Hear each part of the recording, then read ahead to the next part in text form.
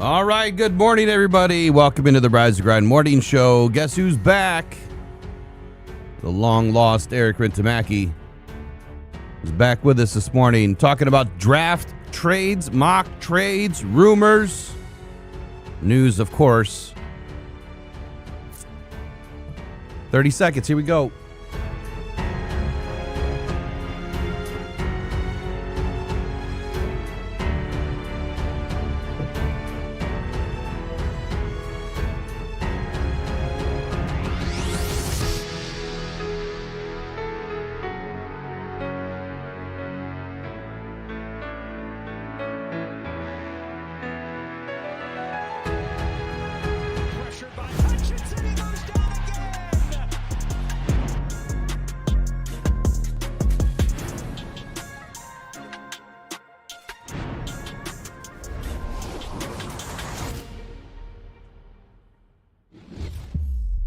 That's a big-time play.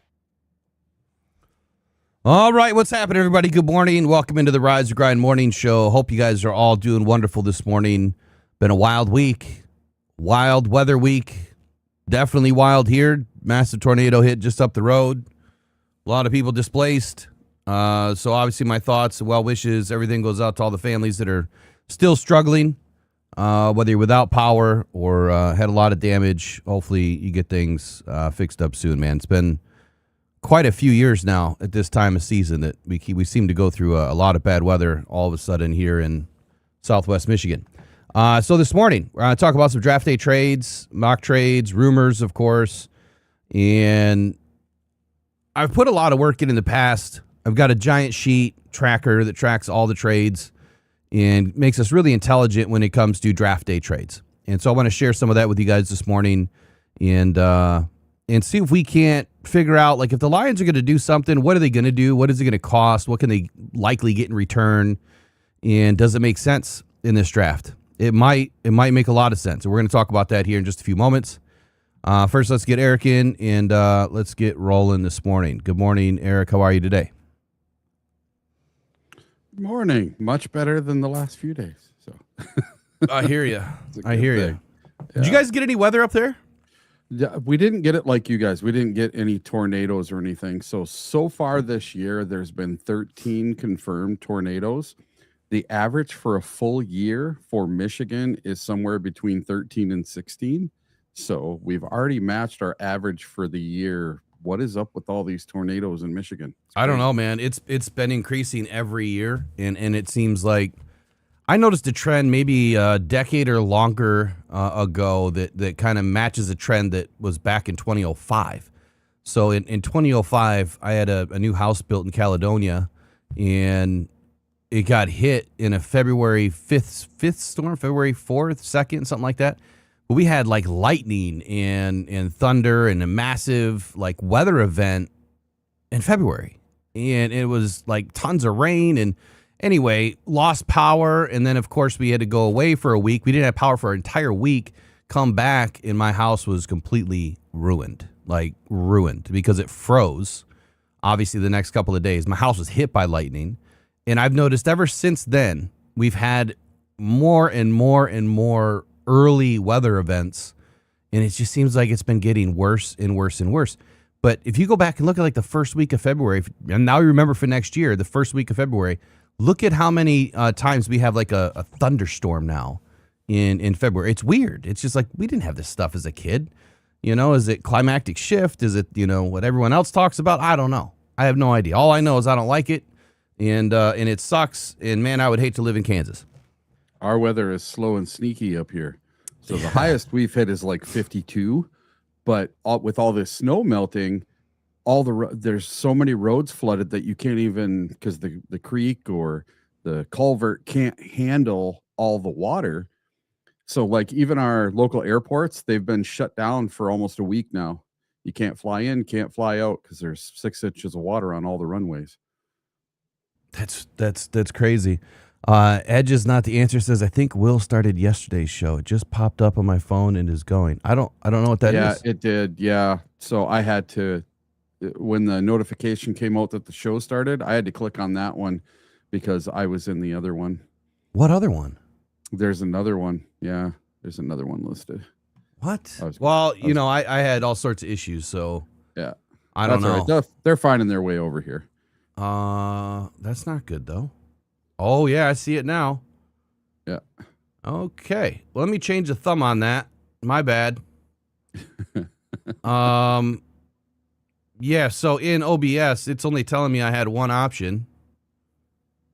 That show should have been canceled already. So let me cancel this one. Delete you forever. Yes, please. All right. Hopefully everyone finds their way over. So good morning, everyone. Look, so Eric, I've been wanting to go through some trades. Obviously now I'm multiple days behind schedule since I didn't have any internet. I mean, I was literally considering going to a hotel, even though it was only like a day, right? But it was like 2 days for me.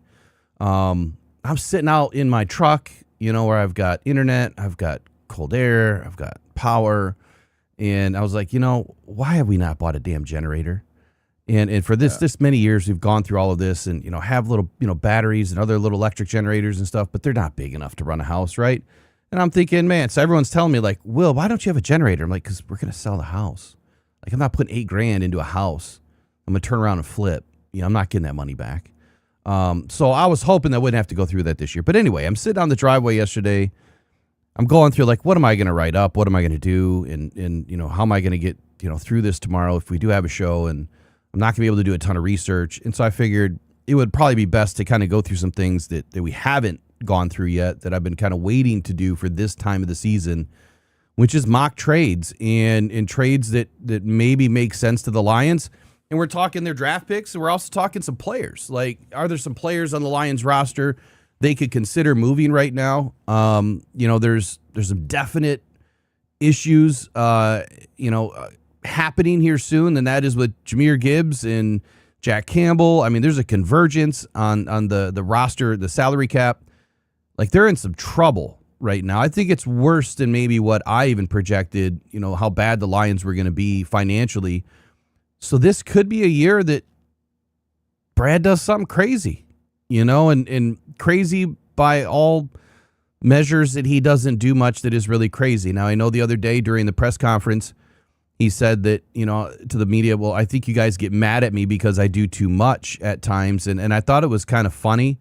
I almost thought that he was just kind of poking fun at everyone, kind of. But then I was thinking, he really has done a lot. If you think about it, he's done a lot of trades in the draft. He hasn't done a lot at the trade deadline. He hasn't done a lot in free agency with draft picks or trading, period. But when you think about the draft, Brad's done all sorts of stuff, and he's done a lot. So I don't know why the media or why the fan base. And when I say media, I use that term loosely. Like, it's not just local media; it's national media. They think that Brad hasn't done anything. And the fan base thinks that Brad hasn't done anything.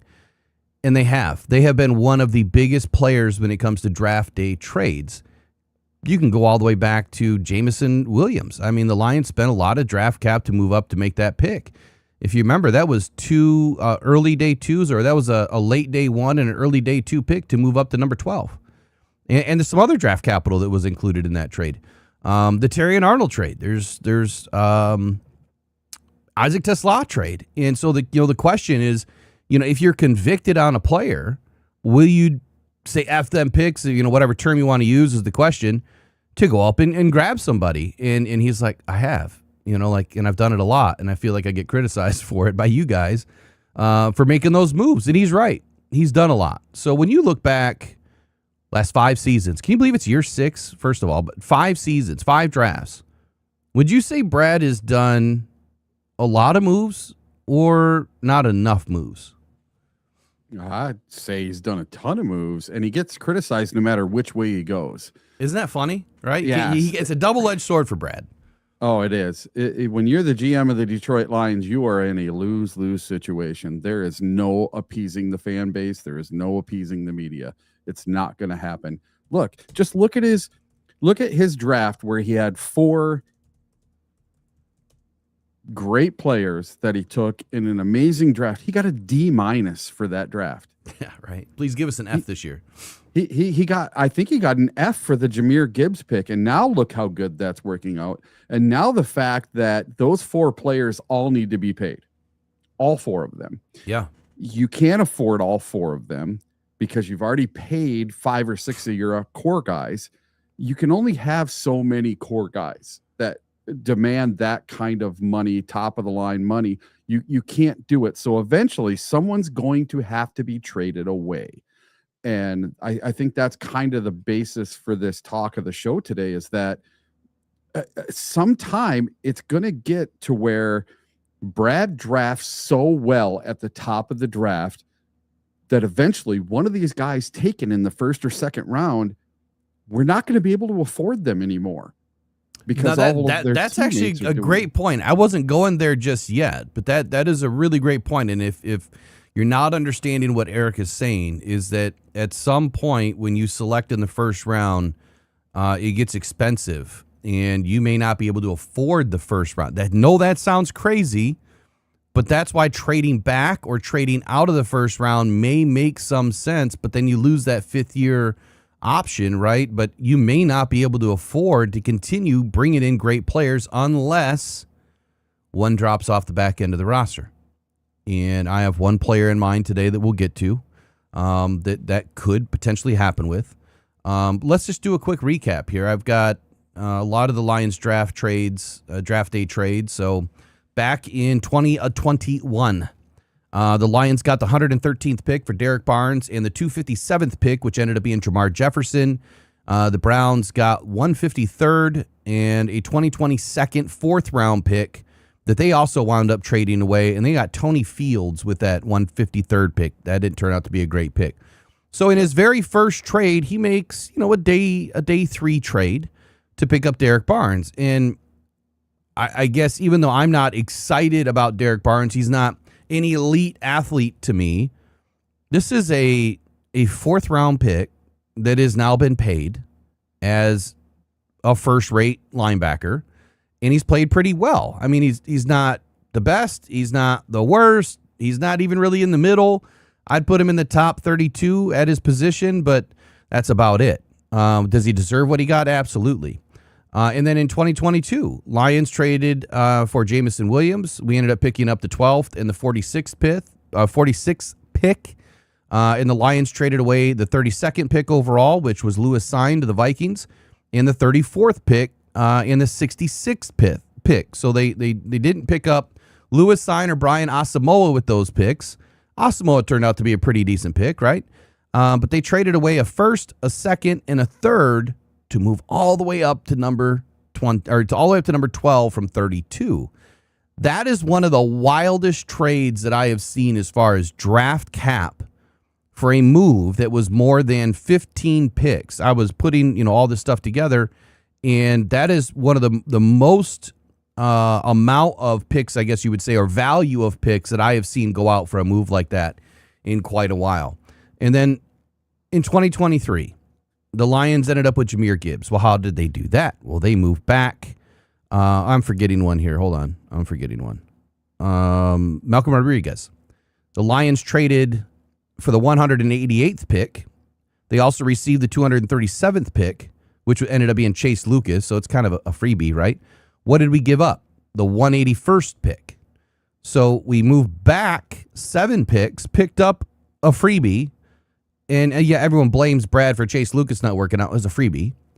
So we moved back 7 picks to pick up Malcolm Rodriguez, and he's turned out to be a damn good football player. Almost every trade that he has made, well, so far every trade that he has made has worked out. 2023, the Lions traded back with the Arizona Cardinals. We ended up picking up the 12th pick, the 34th pick, and the 168th pick, which we ended up trading away later. Picked up Jahmyr Gibbs and Sam Laporta in this trade. Both those picks turned out to be pretty damn good picks. The Cardinals got the 6th pick overall, which was Paris Johnson, and the 81st pick, which they ended up trading away. So we traded away a 3rd round pick to move back and pick up an extra 1st round pick and a late day 5 pick, I believe. And then in that same draft, the Lions ended up moving forward 3 picks to pick up Brian Branch. We traded away 48 and a late day 5 pick at 159. And they ended up picking up Dontavian Wicks. And guess what the Packers just did? They ended up trading away Dontavian Wicks. That was Brad Holmes' my most favorite trade that he has done, other than the Goff trade, to bring in all those picks to get it started. The trade with the Packers to steal Brian Branch from the Packers, and then they get Dontavian Wicks and they trade him away. I love it. I say the Lions A+ won that trade. And then in the let's see, was that the third round or second round? The Lions traded away the 63rd pick, the 122nd pick, in the 249th pick, and the Chiefs ended up getting, for the 55th pick, Rashee Rice. Now, even though he's a good wide receiver, hasn't turned out to be the best football player as far as off the field. And so I guess when you look at what Brad did here, trading back with the Chiefs, I don't know what we ended up picking up here. I don't remember what we did with those picks. It might have been... No, I don't think that what I'm thinking happened. So I'll move away from that one. The next one, 68th pick. So the Lions ended up moving back. No, it was right. We took that 63rd pick. We traded back again with the Broncos. We ended up picking up Hendon Hooker at 68. And then the 139th pick the Lions got in return, we ended up trading away at a later time. The Broncos got Marvin Mims, and with the 183rd pick, J.L. Skinner. Now, Hendon Hooker didn't work out. And I thought it was funny, a lot of people were saying the other day that Hendon Hooker didn't work out because he had a previous injury. No. And I was kind of peeved at the individual that even floated that on Twitter, because it was never about Hendon Hooker's injury. It was about Hendon Hooker's mental. He never was able to put it together, and it just didn't work out for him. Had nothing to do with injury.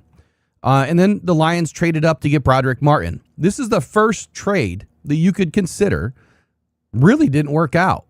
But Broderick Martin being that last body type in that draft, and you're talking a late third-round pick, the Lions moved up 32 spots, I think it was, in this trade from 122 to 96. Might have been a little bit more than that. And they only traded the 139th and the 168th to move up to get Broderick Martin. Traded nothing. Like, you're trading late day 4, day 5 picks for what? To get a shot at a guy that's the last body type? That's not a failed trade. It's just the player didn't work out. Shit happens. So 2 trades you could say didn't work out. Hendon Hooker and Broderick Martin. All the other ones have. And then the Lions also traded away DeAndre Swift, ended up getting a 4th-round pick and a 7th-round pick, if I remember. That obviously worked out for us. 2024, Lions moved up. We jumped, who did we jump? We traded with the Cowboys, I think, in that trade. Moved up 29 to 24, ended up taking Terry and Arnold. Jury's still out on that pick. Cowboys ended up getting Tyler Guyton and Cooper Beebe. I probably would have rather have had those 2 players had I known those would have been the players that we picked, but we don't know if those would have been the players that we picked. 2024 also, we traded up to get Giovanni Manu. We traded a 2025 3rd-round pick to move up. I think that was 32 picks as well, if I'm not mistaken, to move all the way up to take Giovanni Manu. And then with that 132nd pick, the Lions traded up to get Sione Vaki. We also got pick 210, which ended up being Christian Mahogany. Both of those players ended up working out. Sione Vaki's had some injury issues, but Christian Mahogany ended up starting and giving us some significant starts. Played pretty well, but not perfect yet. He still has a little bit of a way to go. 2025, then there was Mekhi Wingo. We also traded for him. 2025, Lions 57th pick. We moved up to get Tate Ratledge. Now, we only moved up 3 spots in this draft. We also ended up picking up 230, which was Dan Jackson. The Lions traded away 130 and 60. I'm not sure who the Broncos got. No, they might have traded away the 130th, but they picked up R.J. Harvey at the 60th pick, and I'm not so sure that he's turned out to be a good player yet. I'd have to go look. And then Isaac Tesla.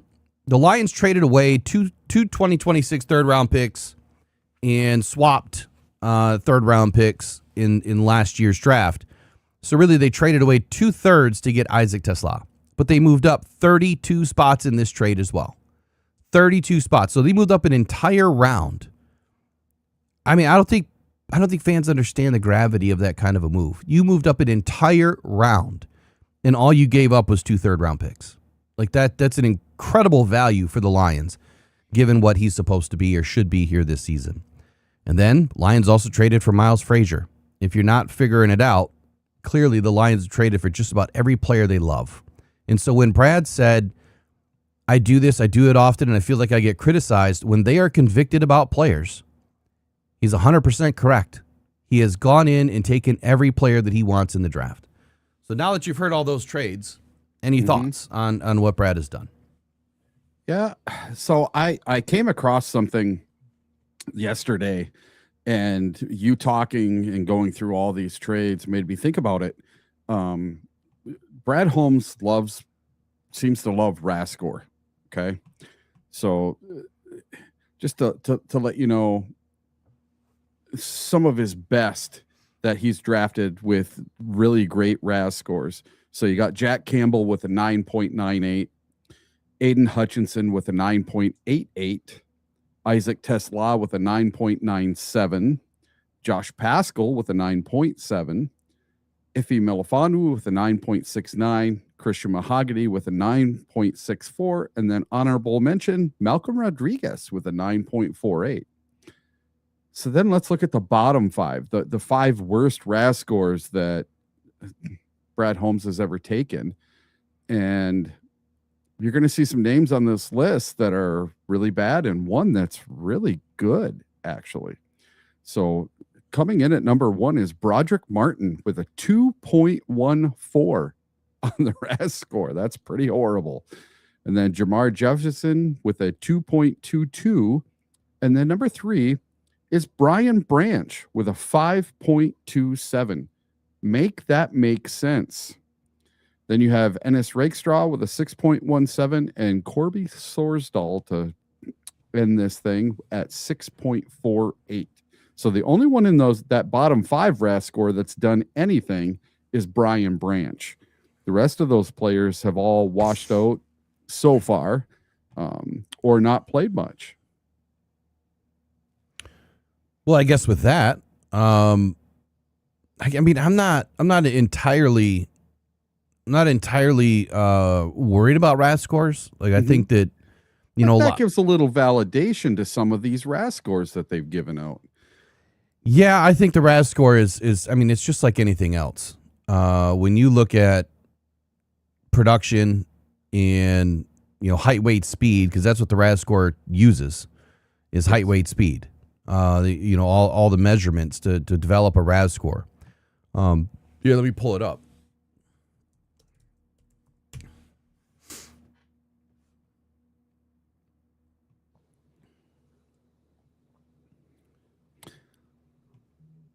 But I found that kind of interesting. The 2 of those people were involved in trades. So you had Brian Branch and Broderick Martin. So two of the trades that Brad pulled off were people with low relative athletic scores. Yeah. So in the relative or in the RAS score, it's all agility. Yep. Height, weight, 40, 20, the 10, the bench, the vertical, the broad, the shuttle, and the 3 cone. See, the problem with this is 3 players, I think, in this draft did the shuttle or the 3 cone. 3. Yeah. And that might have just been in the edge position. That's the reason why I don't use the shuttle and the 3 cone, is because nobody does it. Yeah. Right? You're going to get the 10 from the 40. You'll get the 20 from the 40. The bench, if they do it, it's there. But that's the problem, is if they don't do the bench, if they don't do all of the agility scores or all the agility testing, then the RAS score is obsolete. So I would like to know, without knowing, because I don't know offhand, did Broderick Martin do all the testing? Did Kobe Sorsdahl do all the testing? Did Jamar Jefferson do all the testing? Is that why their RAS score was low? Because if you don't put something in, I think it's going to default to giving you a negative score. So that's why I'm not entirely enthused about the RAS score. I mean, I think it's great when it looks great, but I think at the end of the day, Brian Branch doesn't run fast, so he probably was, docked a little bit Amon-Ra St. Brown doesn't run fast. I'm sure he was dom. So what is Amon-Ra St. Brown's RAS score? I didn't see that. It just had his top 5 and bottom 5. And then it had an honorable mention with Rodrigo. I tried to find 7.14. See? 7.14. So that's why the RAS score is just not it's just not accurate at all. Yeah. It's just not. I think it's a lot of people talk about it, but why? It's not accurate unless you have all of the testing and you can compare it to everybody. Then unless it comes to Bernard, and then I want that guy in the 5th or the 6th. Yeah, right. Wasted draft pick, Brad. Please do it. So, and again, this is why I said when you hear people talk about certain things that you can have, certain things that you can teach that you don't have. Speed is one. Like, you can't teach speed. You can't, you can teach technique. You can teach scheme. You can't teach arm length. You can't teach body size. You can have people put on weight, but you're kind of limited with the frame that you are given, right? So you can't just lengthen your bones and do all those things. So when you look at the RAS score for Amon-Ra St. Brown, well, did he get pushed down because he had a 7.14 RAS score? Did everyone believe in the RAS score too much? And this is why Brad says, I don't care about height, weight, speed. Like, I'm sure he cares about it, but it's not the overall, factor in if he's going to draft somebody. Had you not drafted Amon-Ra St. Brown because of his RAS score, you just passed up on a top 5 wide receiver in the NFL for the last 4 seasons, or 3 seasons at least. He had a height score of 3.86. 3.86 out of 10. He had a 40-yard dash that was a 3.86 out of 10. He had a 10-yard split that was a 3.28 out of 10. He had a 20-yard split that was a 6 out of 10. The shuttle, the cone, all of those things were middling at best. Now, where was he elite? His bench, his vertical, and his broad. And those are the things that I look at the most. Why? Vertical and broad are going to tell me what you're going to do in short area quickness, if you're going to have elite burst or not, right? I mean, if you don't have a good vertical and a good broad, more than likely your short area quickness and your lateral agility and that quick burst doesn't exist. You can run a fast 40. That doesn't mean squat for initial burst, right? You can get off slow in a 40 and finish fast. You could get off fast in a 40 and finish slow. But in a broad and in a vertical, that's all explosion, right? And so the bigger those numbers are, the better that athlete should be. Then they just have to tie it together mentally. And then there's a lot of other factors, too, that go into it. But that's why the film is so important, man. That's why the film is so important, because things just don't always match up between height, weight, speed, and film. Like Bernard, since you brought him up.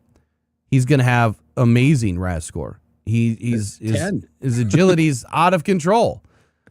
But it doesn't match up to the field yet because he doesn't have any experience. Yeah, so if you did your taps on him, how would he score out? I'd have to put it together, but he'd probably be the highest graded. Yeah. I don't have all of his testing scores. I guess I haven't looked. So yeah, he would probably be the highest graded. The question is, where do you put him? Defensive end or defensive tackle? I mean, you could put him at either spot. Yeah. So I think he would blow away all the defensive tackles, and he would still blow away all of the defensive ends in the class. Yeah. Without a doubt. 2025. Mm-hmm. Speaking of trades, 2025. There was 138 total picks traded. 138. 6 first-round picks traded. 2024, 128 picks were traded. 10 first-round picks. 2023, 147. 2022, 147. 2021, 148.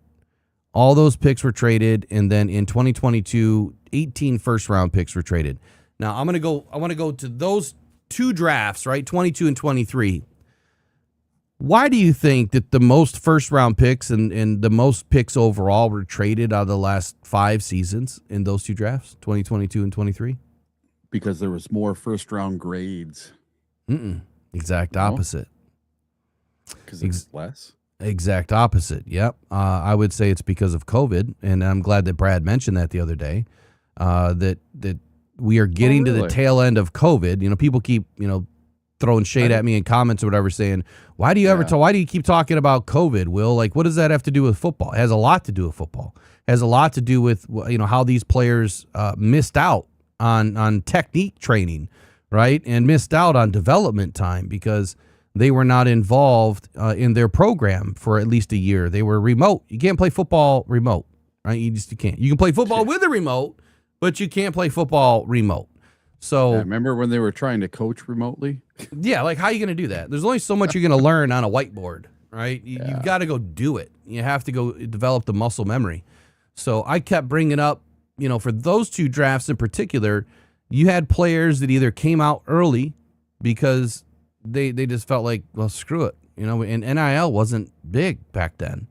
So they got to go, and they got to go try to make some money like it's now or never, right? And so they go in, and then they go in without development. So a lot of players that ended up going in 21, 22, and 23 lost a ton of development. And so where Brad had, 4 first-round picks on his board that he selected in 2023, he got really lucky. And I think they identified the players that they needed, but those drafts were not just loaded with deep players, right? And neither with 22 or 21. Matter of fact, I would say the first 5 drafts that we've gone through, it has not been extremely deep with high talented players. There's some good depth players, but man, it nosedives in every single one of these drafts. And that's why this year is no different than last year.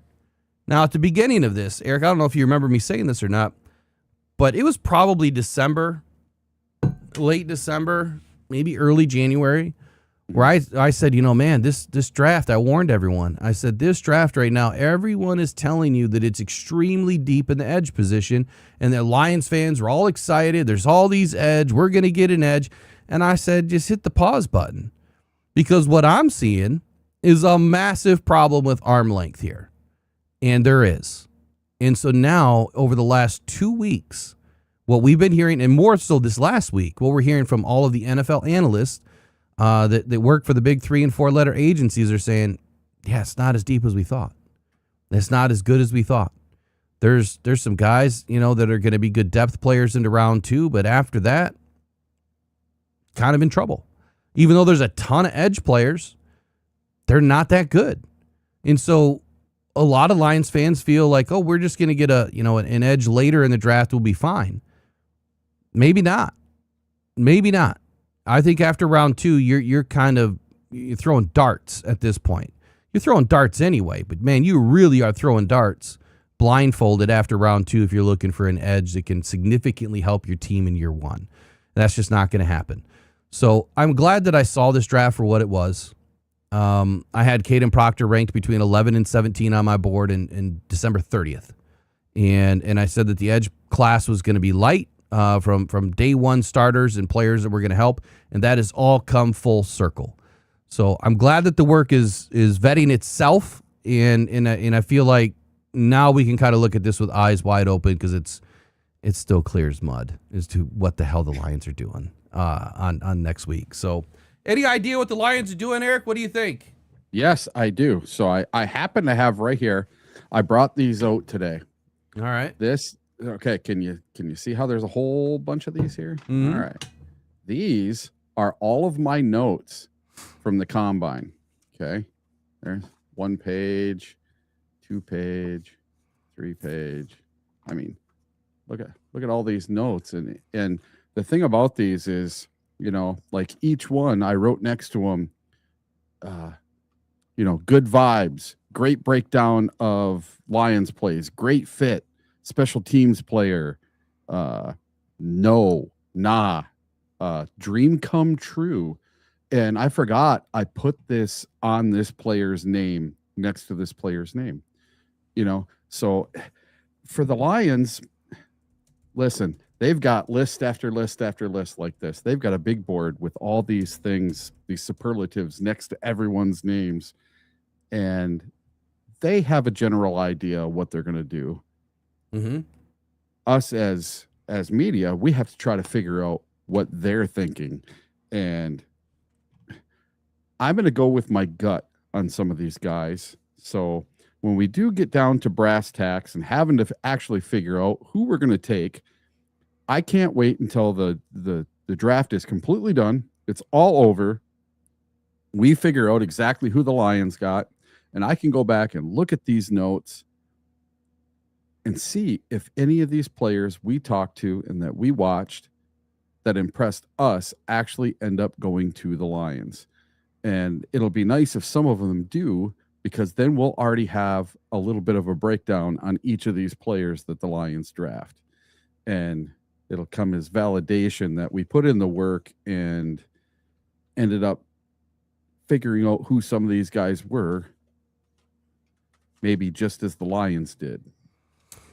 So, yeah, I can't wait to see where this breaks down over the next few days. We're out of time, but John Desage, I just got the chat open, and he said something in here. So, John, I don't know if you're saying because I'm the only one that's really talked about it that I've ever heard. I mean, for instance, I've been talking about draft day trades, and I've got this exhaustive list in this spreadsheet, and now I'm seeing that other, media people, if you will, are starting to put that stuff out. And I don't know why all of a sudden they're doing that, but he mentions in here, I never hear anybody ever talking about other GMs that miss 4th, 5th, 6th, 7th round picks. But they only talk about better Holmes. They only talk about, well, it must be Brad Holmes for some reason. So I know you've listened, John, because you're in here all the time. Are you saying because I've spoken about it and how I've pointed it out, and I've done multiple segments on the Patriots, for instance? They've had over a dozen 4th round picks since 2021, and they have one 4th round pick on their roster in all of those first 5 drafts.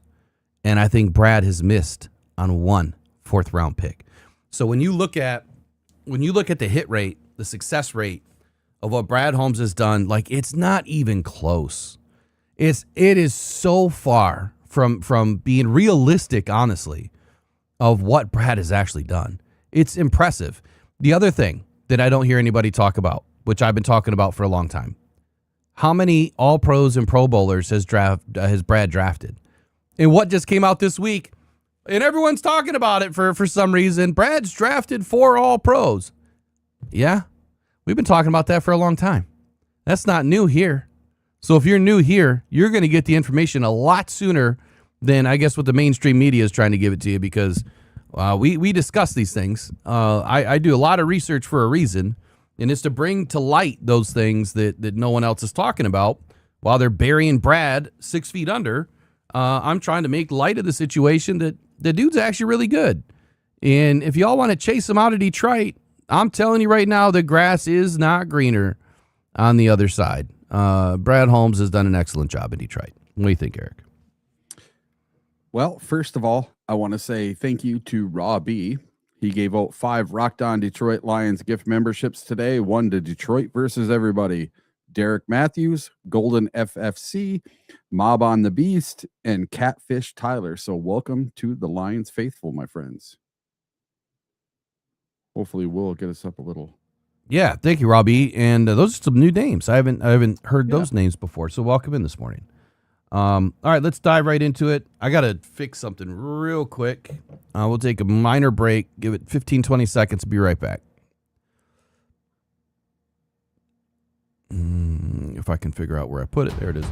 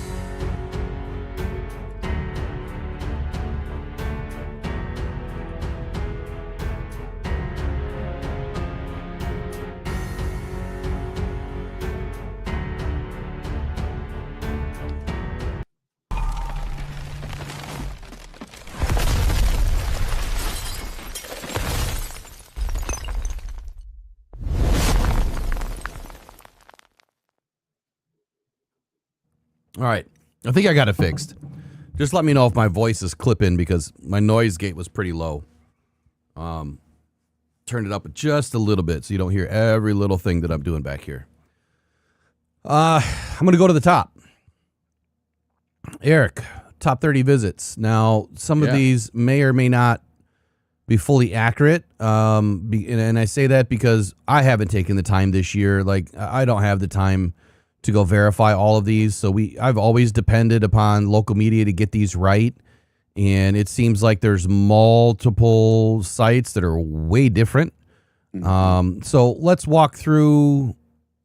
I thought there were only 7. And the number that I'm seeing now is 1, 2, 3, 4, 5, 6, 7, 8, 9, possibly 10. But tell us who these 10 are, and then I guess I'm going to tell you why it's different this year, or Eric will. All right. So number 1, you got Caleb Banks, the defensive tackle from Florida. Now, I don't know if they would be thinking about taking him in the first or not. That would be, or maybe at 50 if he falls. And then Andre Fuller, the cornerback from Toledo. So if I go and I look at my notes, number 1 on the very top in my notes is this guy was the best at talking plays, and he met with the Lions. Andre Fuller, cornerback from Toledo, and I really liked that kid. And then they have center from Illinois, Josh Geske. He's the next one. Then you have Trent Hendrick, linebacker from James Madison. Lee Hunter, defensive tackle from Texas Tech. Parker Robinson, safety from Oklahoma. And then Jimmy Rolder, linebacker from Michigan. And Tyree West, defensive end from Tennessee. So if you look at the positions. Hold on 1 second. I want to make sure we go through them all. And then the wide receiver, Donovan McCulley from Michigan. Okay, so there's still some that are missing. I didn't hear DeMarcus Lacey, Jay Hunt, the defensive tackle out of Cincy, and Lacey's the wide receiver out of Marshall. Defensive back Malcolm DeWalt, the 4th, out of Akron, Ohio. And then Trent Hendrick, the linebacker out of James Madison. Yep. And Parker Robinson, the safety out of Oklahoma State. Did you have any other ones? Yeah, I had 2 of those. So, but did you have any other of those? Nope. Okay. So that's so there's several. Now there's that to be 1, 2, 3, 4, 5, 6, 7, 8, 9, 10, 11. That'd be 12. And so Pride of Detroit has 7. Walter Football had what, 9? 9. And yeah, so that's what I'm saying. Like I don't know where the difference is here or why different sites have different numbers. Pride of Detroit's was yesterday, I believe. So that would you would think it would be pretty accurate as of yesterday. But you were going to say something, so go ahead. Yeah, so if you notice, this year it doesn't seem like in years previous, a week before the draft, the top 30s are all pretty much done. And this year, it seems like we haven't hardly done a third of what we're allowed to have. Now, have they done all 30 and they just haven't reported them? They're leaking them out slowly. I couldn't tell you because it sure sounded like they met with Caleb Proctor and they met with those were different. So those those were pro day not pro day. Those were combine visits where you could have formal, informal visits in various bowl games where you could have a visit. So I'll tell you why I think it's changed and maybe what it's pointing to a little bit. Now, I'm not going to take the claim for this, but I'm going to take the claim for this. Just putting that out there. I'm being funny at the same time, but I'm also being serious. But I'm more so being funny. Here's what I mean. The last 5 years, and I told this to Jeremy Reisman and Justin Rogers at the Combine. I said, are you guys doing the top 30 visits? Are you going to be putting all that stuff out and taking care of all that? And Justin says he never does. And, of course, Jeremy, I think he said that he would or does every year. And I said, what's funny is I said every year that I've been doing this before I had a lot of resources, before I had a resource inside the NFL or a couple now, And before I really took a lot of time, like I'm doing now, to do the work, just as a fan, prior to 3 years ago, I was just doing things on my own and having fun with it. So I relied upon the top 30 visits. I relied upon, all of the combine visits, the formals, the informals, the lists, to go in and look at, okay, I'm looking at the players that the Lions are talking to. I'm looking at the players they're meeting with a lot.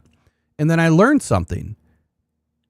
My guy told me, he's like, look, don't put too much stock into how many times the Lions or any team has spoken to these players, because it's kind of a two-way street. They either really like this player and they want to talk with him again because maybe they have some more questions or additional questions, or maybe something popped up on the medical, or maybe something popped up on a different report, or they have questions because maybe this player's questionable. Could be questionable character, could be questionable legal, could be questionable medical. So you can't, you look at it both ways, that the more they speak with these players, could be bad, could be good. So it's not always a good thing. But I relied on all these lists to kind of pare down what I saw the Lions interested in, and then I would compare that, to the ways that I do things, whether it's looking at the roster, the future roster, the available salary cap, position need, position flexibility, versatility, all three phases, you name it. There's so many different ways to look at it and to try to match it up to each team. Now, then you compare it to the mock drafts. Where are these players ending up? You look at the consensus mock drafts. You look at the 4 or 5 top mock drafts. Who's been the most accurate. And then that's where I started to have a lot of luck, if you want to call it that. I'm going to call it luck, but, luck comes through preparation too. And I started hitting a lot of draft picks for the Lions right away when I was publicly doing this. So now that those lists are going away, I'm wondering, are the Lions changing what they're doing because they either don't value the in-person visit as much, or have they already done their work? And so what I mean is, I think that they've already done their work at the combine. I think that they did more work at the combine than they have in years previous. Wasn't the number 230 visits that they can have, or they can meet with every player at the combine, but only so many formals? I think it's 45 formals that you can have with a player at the combine. Yeah. So I think the Lions did their work there. And I think that they put those players through the ringer there, and the players that they like, they've probably met with at other spots along the way. So I don't see Caden Proctor on this top 30. Why is that? If they really like this player, then it's been said that they're linked and they like him. Why is he not on the top 30 then? Subterfuge. Exactly. I think that it's not just smoke and mirrors anymore. I think they're being calculated, because if they value anything, now I'm not saying they do. I'm not even saying that the Lions know who the hell I am. I mean, they do internally, but I'm not saying that Dan and Brad do. If they value anything that I've done, or any other fan or any other media member that's done it the same way, that I'm able to look at what you're doing and figure out what you're doing. And if I can do it, and I'm not even in the room, well, either I'm extremely smart, or you're giving up too much information, and I figured it out, right? And I started to figure out a lot based on what they said too. So there's layers upon layers. It's like an onion, man. You just peel back layer upon layer, and you keep putting in the little nuggets that you get along the way. And I was filtering out a lot of good names. Now, like I said, I was being facetious. I'm also being, like straight up with you guys. I feel like the Lions are changing what they're doing because they may have felt that they were giving up too much information. I used myself as an example, but I'm not saying that's the reason why. I think that they are trying to hold more internally. They've changed up everything this year. No local pro days. They're just not putting out a bunch of information. And to your point, Eric, have they had some of these meetings, but it hasn't leaked? I don't know if they have to report it. I've never asked that question. I don't know if they have to report a top 30 visit. Yeah, because if you look at that list, like on Walter Football there, and you just look at some of the other teams, I mean, the They're list loaded. is a mile long Right. on almost every team. And that was the They, Lions. That's been the yeah, Lions every year. yeah, and then the Lions have a short list. The Jacksonville Jaguars have a short list, and that's about it. Everybody else has this big, giant, long list of players that they've brought in. I mean, a ton of players. So Even a team like the Vikings that only have what 4 draft picks this year, they have a list a mile long of players they've brought in this year. they have to get it right. The other thing that I will tell you is this. There's a couple of teams, a couple of GMs that just don't value certain things. The Rams, I'm almost willing to bet that the Rams don't have a laundry list. They don't. I'm not surprised. They don't value the combine. They don't value in-person meetings because they value the film. Yeah, And 5 players. And Brad, wow, I'm really not surprised. But Brad has always said, look, it's the film, man. There's nothing more important than the film. Like, we have these giant reports. You know, we should know what we need to know about these players. And then really you meet them at the combine and it's like, okay, look, I get it. And then also all of these meetings that you're having with these top 30 players, you're taking hours out of your day, even though it's a 30-minute meeting. You're taking hours out of your day to prepare all this, to go through it all, to have, meet with all these different personnel about this player. So they've changed it all. And for good reason. Is like Brad said, he wants to spend more time on the things that are important to him. And I don't think that Brad's missed anything over the last couple of drafts. I don't think that he's missed on players. Yeah, there's been some players that the Lions didn't take that turned out to be really good. I keep sticking my neck out there and will always tell everyone, like, yeah, Will McDonald, Kobe Turner, some of the players that I wanted the Lions to get that I felt were going to be extremely good. McDonald went way too early, but Kobe Turner didn't. He went a few spots ahead of Broderick Martin, and maybe the Lions couldn't move up far enough. But it doesn't mean that Brad failed. It just means that other teams were in the right position and to take that player. That's all it means. It's a two-way street. Teams have to be able to want to trade with you, and you have to have the ability to trade with that team without giving up too much. So I'm saying all that to say that I think that Brad has dialed things in to get back to his roots, and his roots are the film. And you got, a book like this thick on every player. Your scout has been following this player for 4 or 5 seasons. They know who Caden Proctor is. They met with him at one of the bowl games. They met with him at the combine. They've met with him, I think, at one other spot. And they know who he is. There's nothing else to know about the guy. Does the film make sense to you? And if it does, then you get the player. You have to do what you have to do to get the player. So for me, my film work made sense on the players. And I wouldn't need to meet with a bunch of these players. Early in a career, obviously, I would have to because there's a lot for me to learn. Brad's been doing this for 20 plus years. He knows if this player's going to work out or not. It's on them. It's not on me. Look, I can have perfect film on somebody, and that player is just a dud, right? They just might not ever get it up here, right? So I think that's what you're looking for in these meetings, is trying to get a better understanding on who the player is mentally and if they're able to take that next leap. But I think you mentioned Jaguars too. Yeah. They're another team that, God, I can't remember. Did they just go through a GM change? I think they did, or they did late. But they've always been another team that really didn't dig into, a lot of pro day visits or a lot of combine visits. Like, they just another team that just didn't invest heavily into that. I'm curious now who's over there. I forget. I can't remember every GM's name. Yeah, they brought in 5 players so far. That's it? Yeah.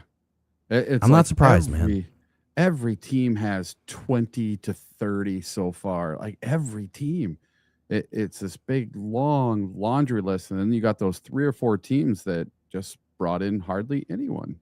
Yeah, so right now I'm looking at last year's list and all the visits for the Lions. I mean, just defensive visits alone, I have 67 names down. Is that right? Maybe it's 65 names. Offensive visits or meetings, I have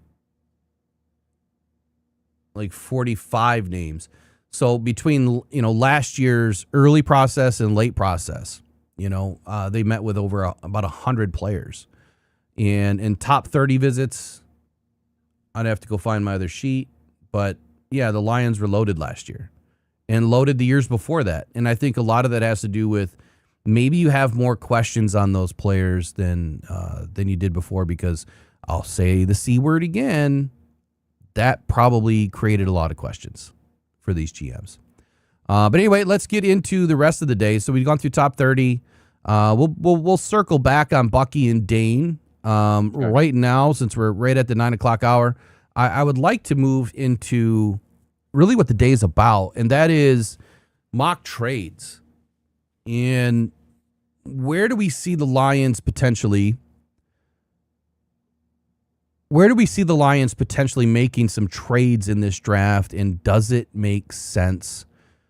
Will Brad have to move up? Will Brad move back? What is he going to do that could be the difference in this year's draft? Lions don't have a third-round pick, and I think that is critical to this draft for many reasons. Wanting to move up, it's going to require a third-round pick in just about every scenario, whether it's 17 going up 3, 4, 5 spots, or whether it's 50 moving up 5 to 15 spots. You need a third-round pick.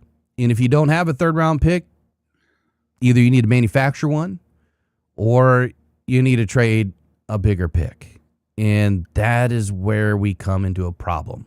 The Lions are not strapped with a third. They're not strapped with extra seconds. And that's looking into future draft capital. And as we've discussed before, Eric, what happens when you trade future draft capital in a draft? Do you remember what happened with Tesla last year? Well, we ended up with no third-round picks this year. Where I was going with that is they're devalued.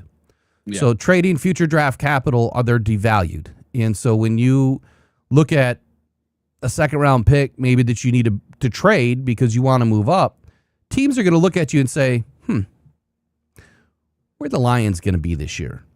Are they going to be picking in the middle again, or are they going to be picking at the end of the round?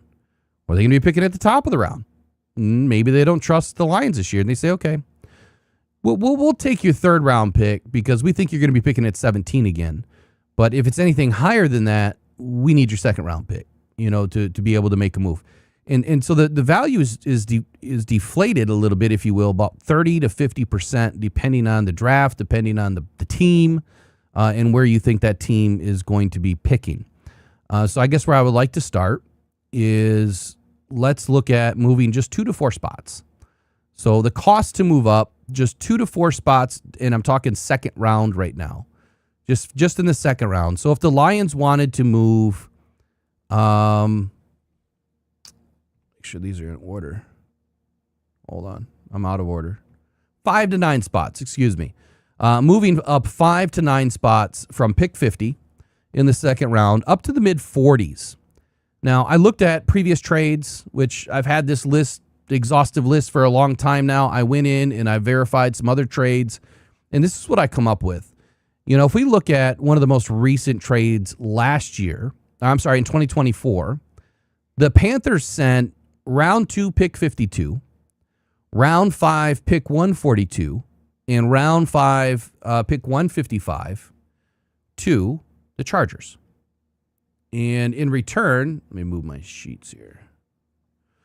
In return, the Chargers sent round 2, pick 37.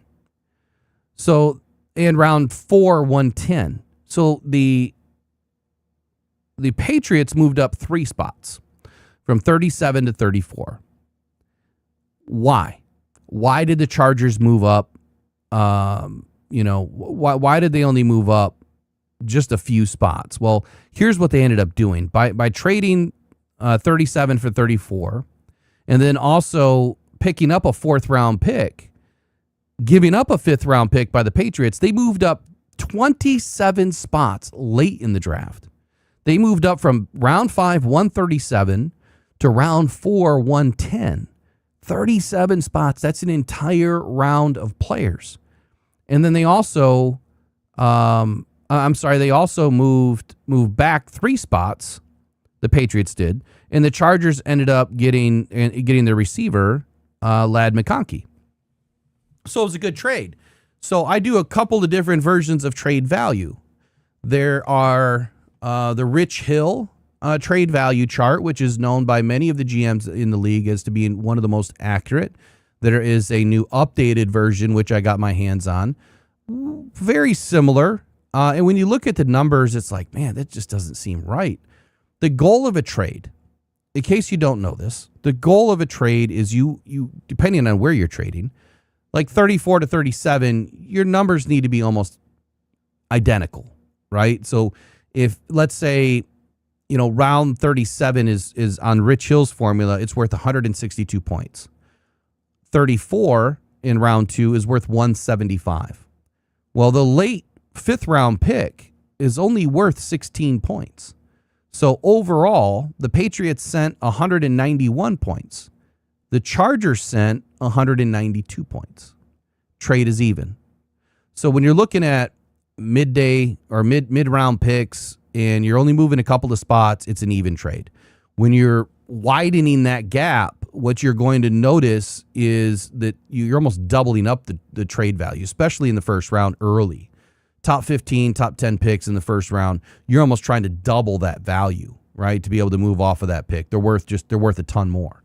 So given that scenario, if the Lions wanted to move up in this draft, and I've got to get the Lions draft order up.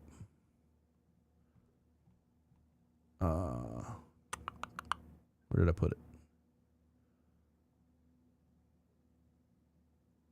I don't know why I don't have it up.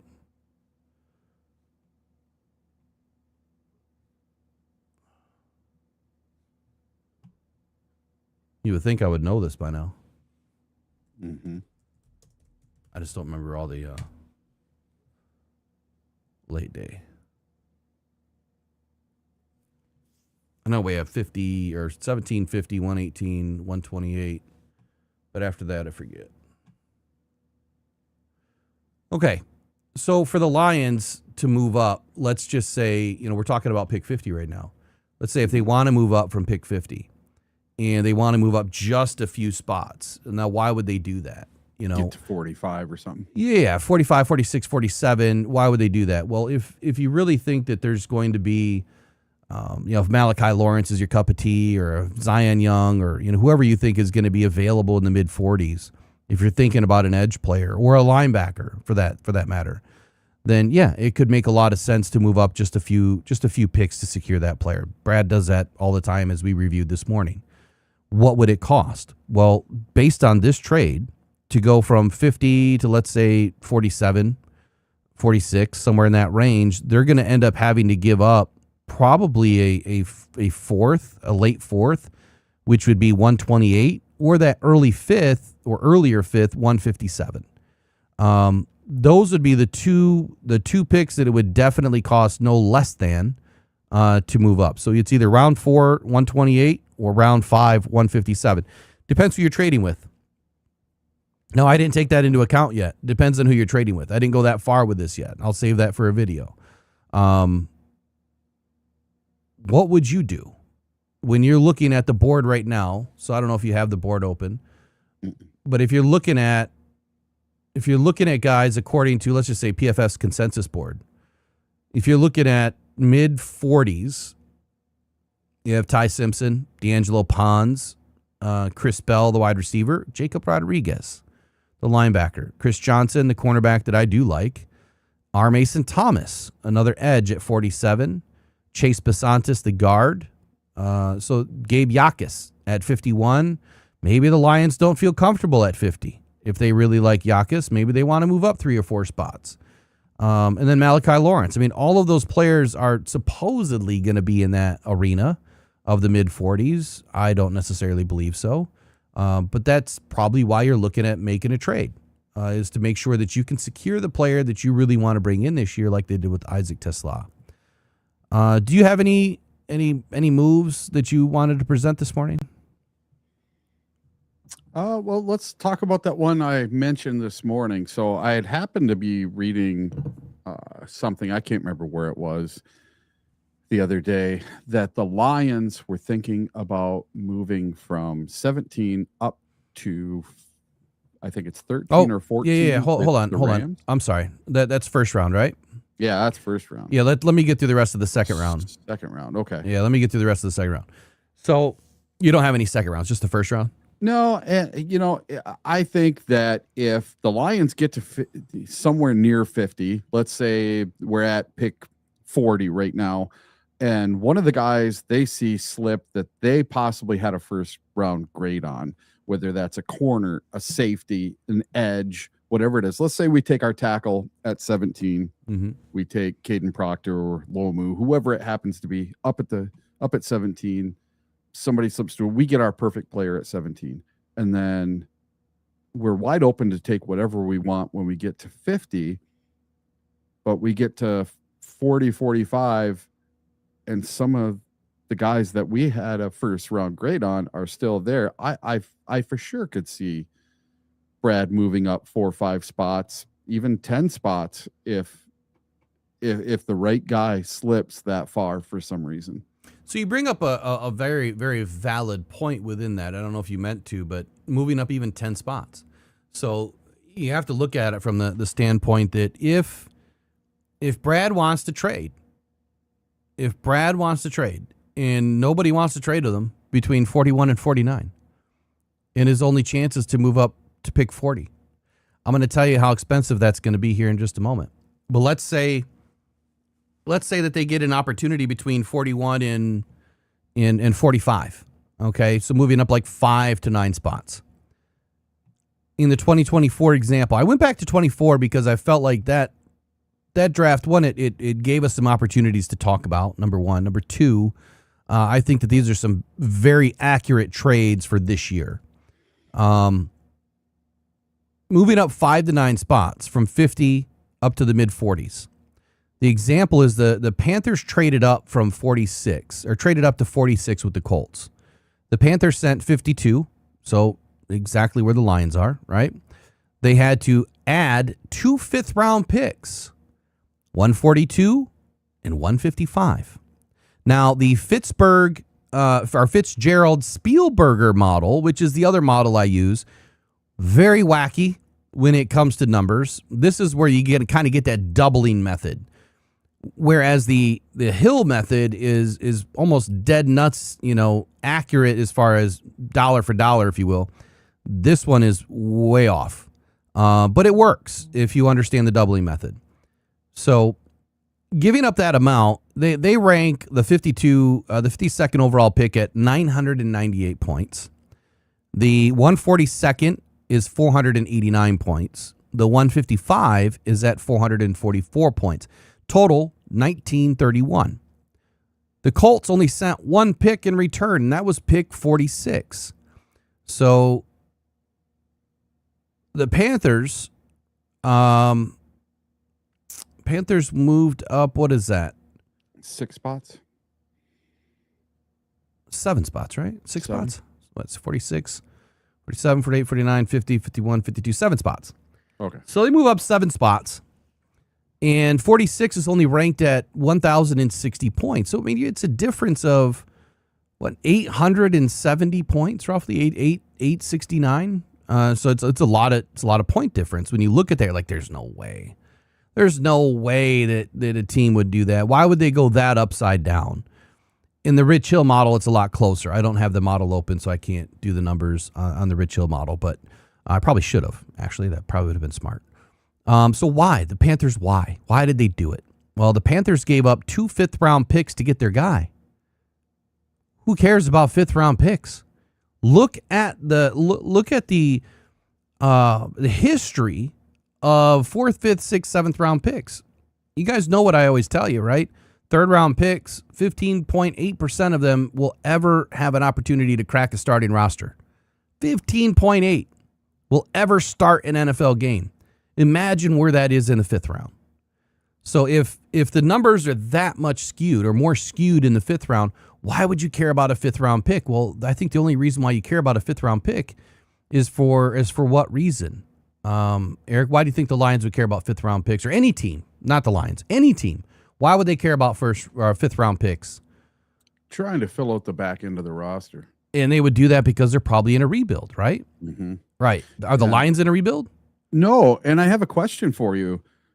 So in all seriousness, with all of this going on, the Lions hold, 8 or 9 draft picks. Do you see Brad Holmes choosing 8 or 9 players in this draft? No, I've been saying that for a while. Yeah, me neither. I don't see 6 players potentially even making it, unless in the course of their trades they end up with some some picks later that they kind of have to do something with. Well, yeah, like you were saying earlier, that throw-in pick for Chase Lucas. If we end up with a couple of those, but I'm going to say 5 players is what Brad Holmes wants to draft in this draft. 5. And based on what he said at the press conference, where he said he views this draft very similar to the last couple, I would say that's pretty accurate. That, when you evaluate this draft, if he has more than, if he had more than 15 first round grades, I would be surprised. I would be real surprised. And I don't think he's ever going to give us a number. I don't think he has ever given us a number in any year. I don't think he's ever come out and said that, because it would be, I'd be kind of pie in the face of the guys that they drafted. I don't think he would ever do that. So anyway, moving up 7 spots, you're looking at trading 2 5th round picks. So if the Lions move from 50 to 44, I'd give up 2 5th round picks in a heartbeat. Yeah, let's go. In a heartbeat, to make sure that I get my guy. Now, this is where the draft dictates, right? This is where the draft dictates. Number 1, what kind of a draft is it? And number 2, where are your 5th round picks? Well, the Lions have 157 and 181. Well, that's a far cry from 142 and 155. So what is that going to end up turning into then? Well, that could turn into just 1 4th round pick, or it could turn into a future 4th and the lower of the 2 5ths this year is, I think, the fair trade-off. I don't want to give up my 4th this year, but I'll give you next year's 4th, which is worth about the same as 128, right?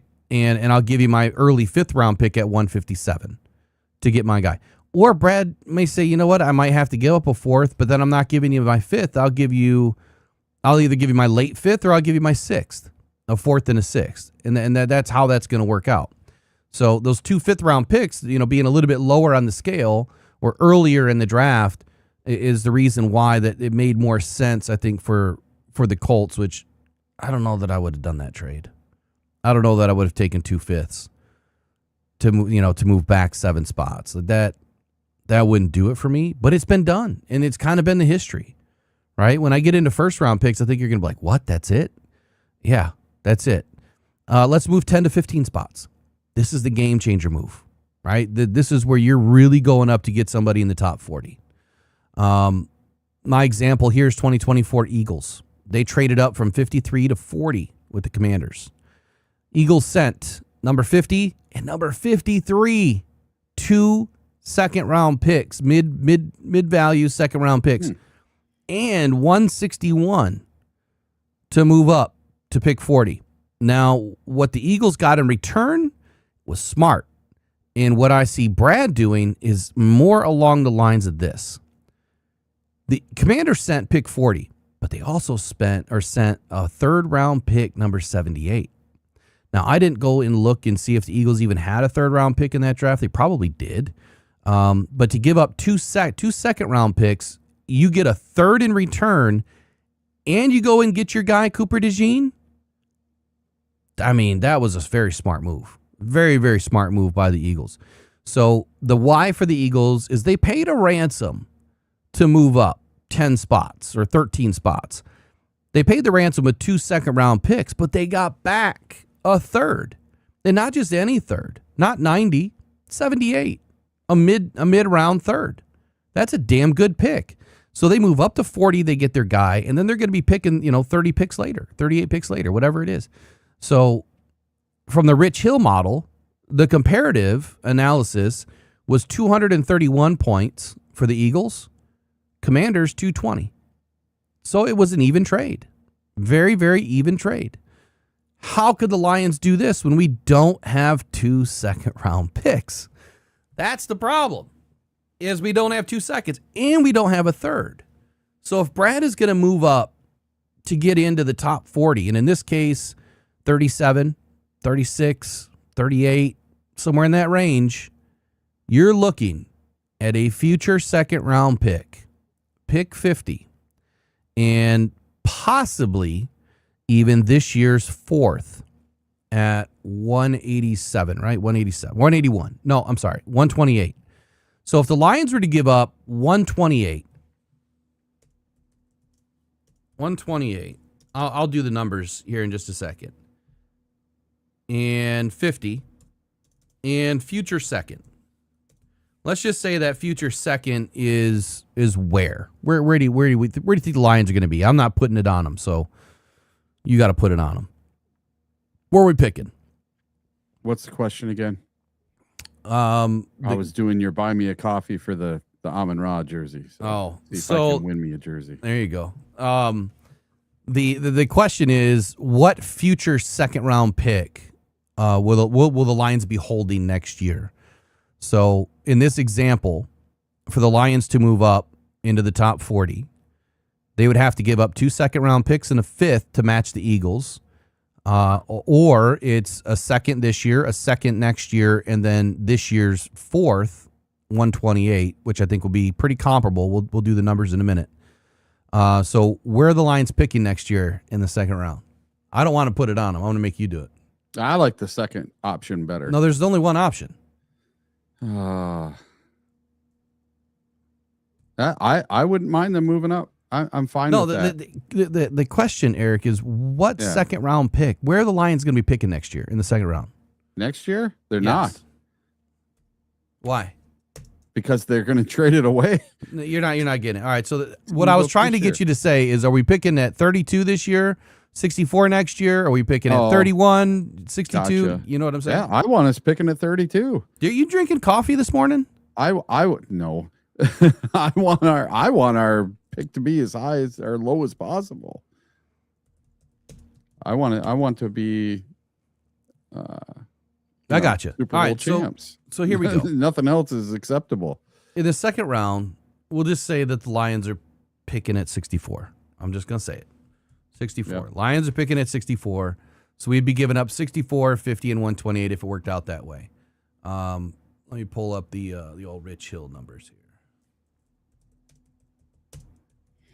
So everybody's been clamoring for Brad Holmes to F them picks, and he even talked about it the other day. You know, he has said to F them picks in the past, and he's more than willing to do it again in the future. It's going to happen, and this might be one of those years you have to move up. If somebody fell and they're sitting there at 40, so who? Okay, let's go up here. Let's go up and say that. I don't know. Let's say that Emmanuel McNeil-Warren. Let's say that somehow he falls and he's available at 40. Oh, they better trade the world away to go get him. If that happens. You're going to tell me that the Lions aren't going to move up and take that guy? Or let's say Keldrick Falk is there. He's number 22 on their big board. Let's say he falls for some weird reason. He got a parking ticket or something the night before. Oh, Jesus. Parking ticket. Yeah, whatever it ends up being, something stupid. And that's Brad Holmes' guy. That's the one that he zeroed in on. That's the one he wanted. And the guy fell, and he's available at 40. You can't tell me he's not going to move heaven and earth to get up to 40 to get what he needs. Maybe he trades away next year's 2nd and 4th round pick or 2nd and 3rd round pick. Yeah, I have a feeling Emmanuel McNeil-Warren's going to be on our roster before that. We'll see. All right, so this is the Rich Hill. Oh, that's pretty cool. Draft. I'm sorry, trade. Pick evaluator, whatever you want to call it. All these numbers highlighted in green. That's just that's the New York Jets. But if I go in here and I select DET, it'll highlight all of the Lions picks in here. And so this is what I just plugged in. So for the Lions to trade our 4th round pick at 128, pick 50, and 64, that would total 20, 115, and 80. So that would be a total of 215 points.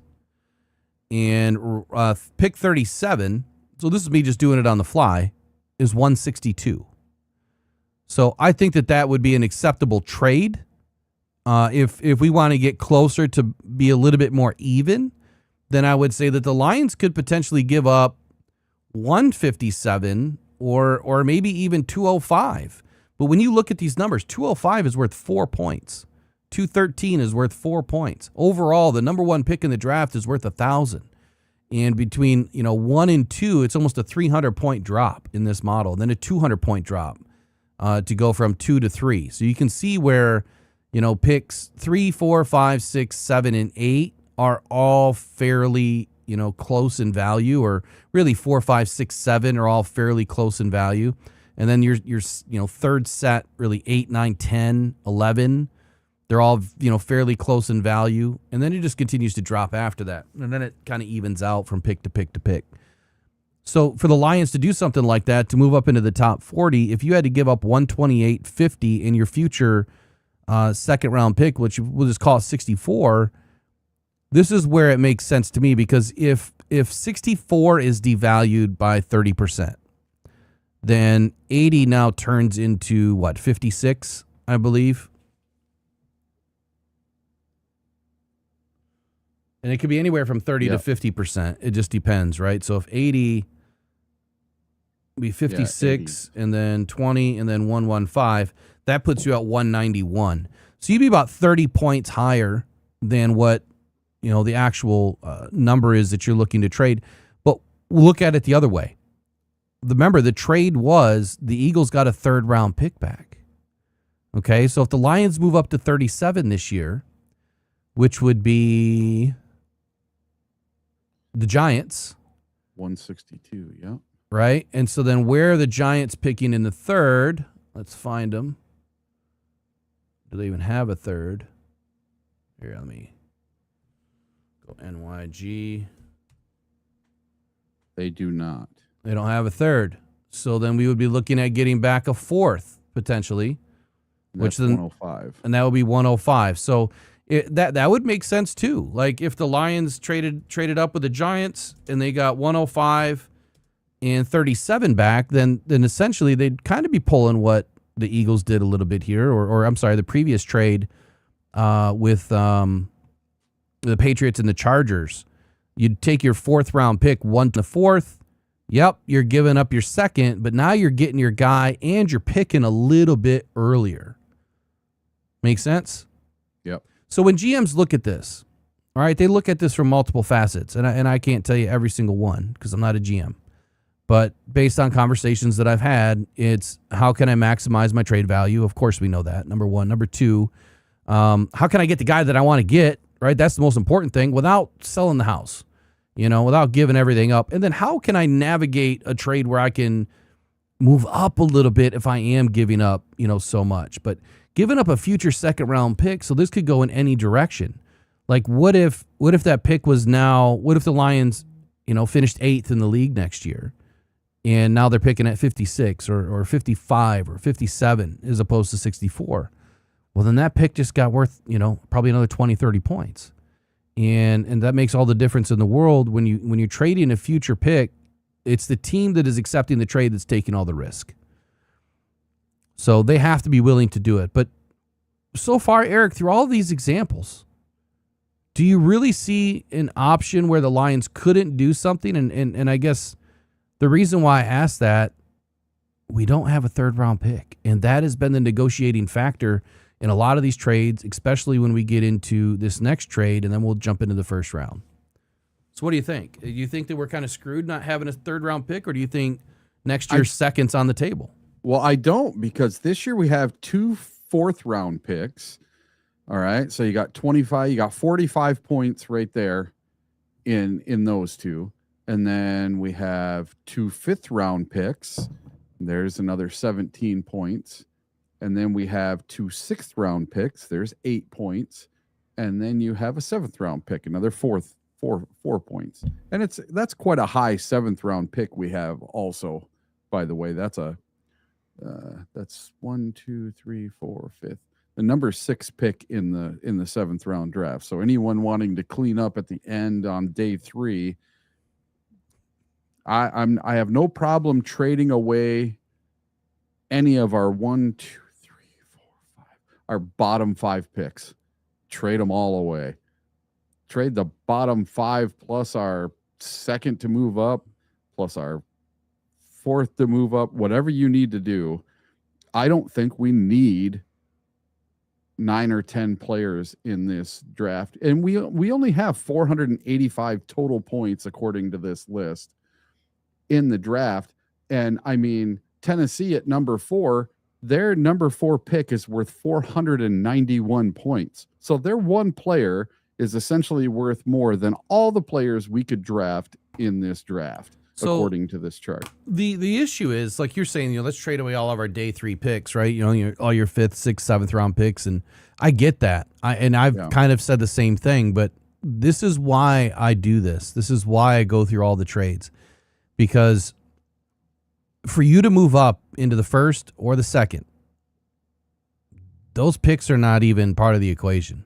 It's got to be next year or the year after. No, those picks are not part of the equation, period. So they're only in the equation if they're an afterthought pick, meaning, okay, and we'll get into some scenarios in a moment, but if I'm trading a 5th round pick, but I'm moving up from 21 to 17, that 5th round pick is only in the conversation just because. Like, it's, Brad would want to move up 25 picks in the 5th round.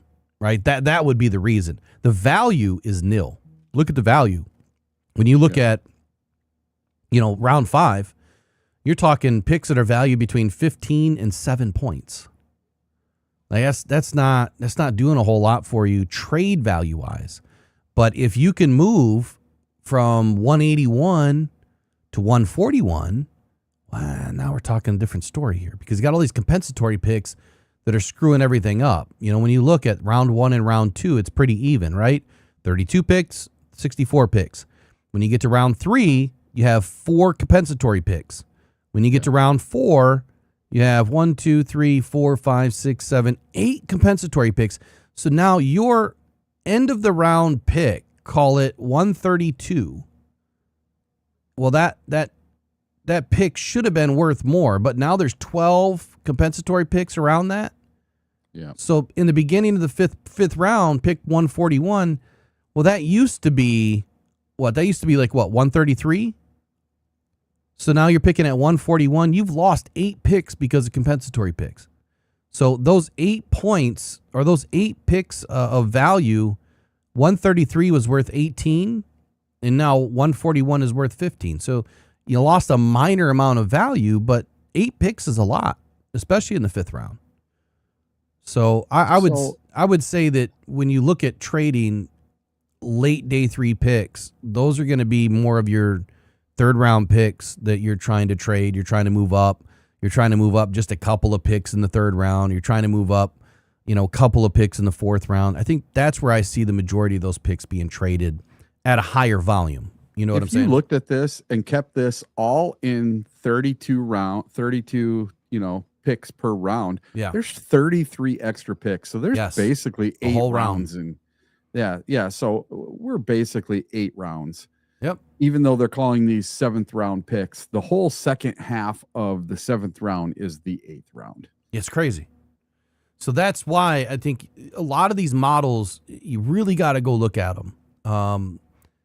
And go through all the picks, and I'll give the members, I'll make sure that I put some things out on the members only stuff today. I've been doing a terrible job at updating you guys. I apologize, but I'll get you guys some information so that you can do some of these things too, and have the right sites to go to. Takes a lot of time to find this stuff. Like you would think it's just easy to Google or use AI. Hey, tell me find this stuff. It can usually find it, but you also don't really know what you're looking at sometimes. At least I didn't until I really started going through this. All right, so let's get into the mid-30s. Let's just say the Lions want to move 16 to 32 spots from pick 50. Ooh, wow. And they want to get into the mid-30s. And so if you notice, I broke this down from 2 to 4 spots, 5 to 9 spots, 10 to 15 spots. And now let's move up a whole damn round or a half a round. And I also noticed that the trade value was quite different. So in 2025's example, the Seahawks traded up from pick 52 to pick 35 with the Tennessee Titans. Seahawks sent round 2, number 52, plus round 3, number 82. Total point value, 163 per the Rich Hill aggregate. The Titans, they sent just pick number 35, which is worth 170. So the Titans actually sent more in value than what they received from the Seahawks. Why? Why did Seattle do it? They moved up for none other than Nick Emanaware. And my God, was that a beautiful trade and even a more amazing pickup for the Seattle Seahawks. That rookie that helped them go all the way to the Super Bowl this year and win was largely on his back, especially on the defensive side of the ball. He had such a great year. Now you know why. Like last year, I was hammering the board for Brad to go get him. I could care less about Kirby. I could have cared less about Brian Branch. I wanted Emanaware in that roster. And Brad failed me, but I'm not here saying fire Brad. Lions don't have a third-round pick. This is where, if you really want to move up, that third-round pick is valuable. So I can understand where a lot of the fan base is saying, Brad, why did you trade all our third-round picks for Tesla? And we could have used those picks this year. Pause for a second. Remember, not every draft is good. Not every draft is deep in the third round where you want some good players or hope to get some good players. We'll see this year where those picks could have landed for Brad Holmes and who we could have taken with those picks. And then we'll revisit it and see how good of a decision did he make. If you trusted any of the work I've ever done, I'm telling you, this thing is nosediving hard after the second round. And there's this big, what I call drop zone in this draft. It's about 25 picks wide. The Lions don't have a third. So what would it take the Lions to move up from pick 50 up to the top 35 pick? 35 with Tennessee. That's worth 170 points, and we got 115 at 50. So you got to make up. Okay, so you said 35, right? Yeah. And the value is what? 175, and we have 115 at our pick at 50. Hold on.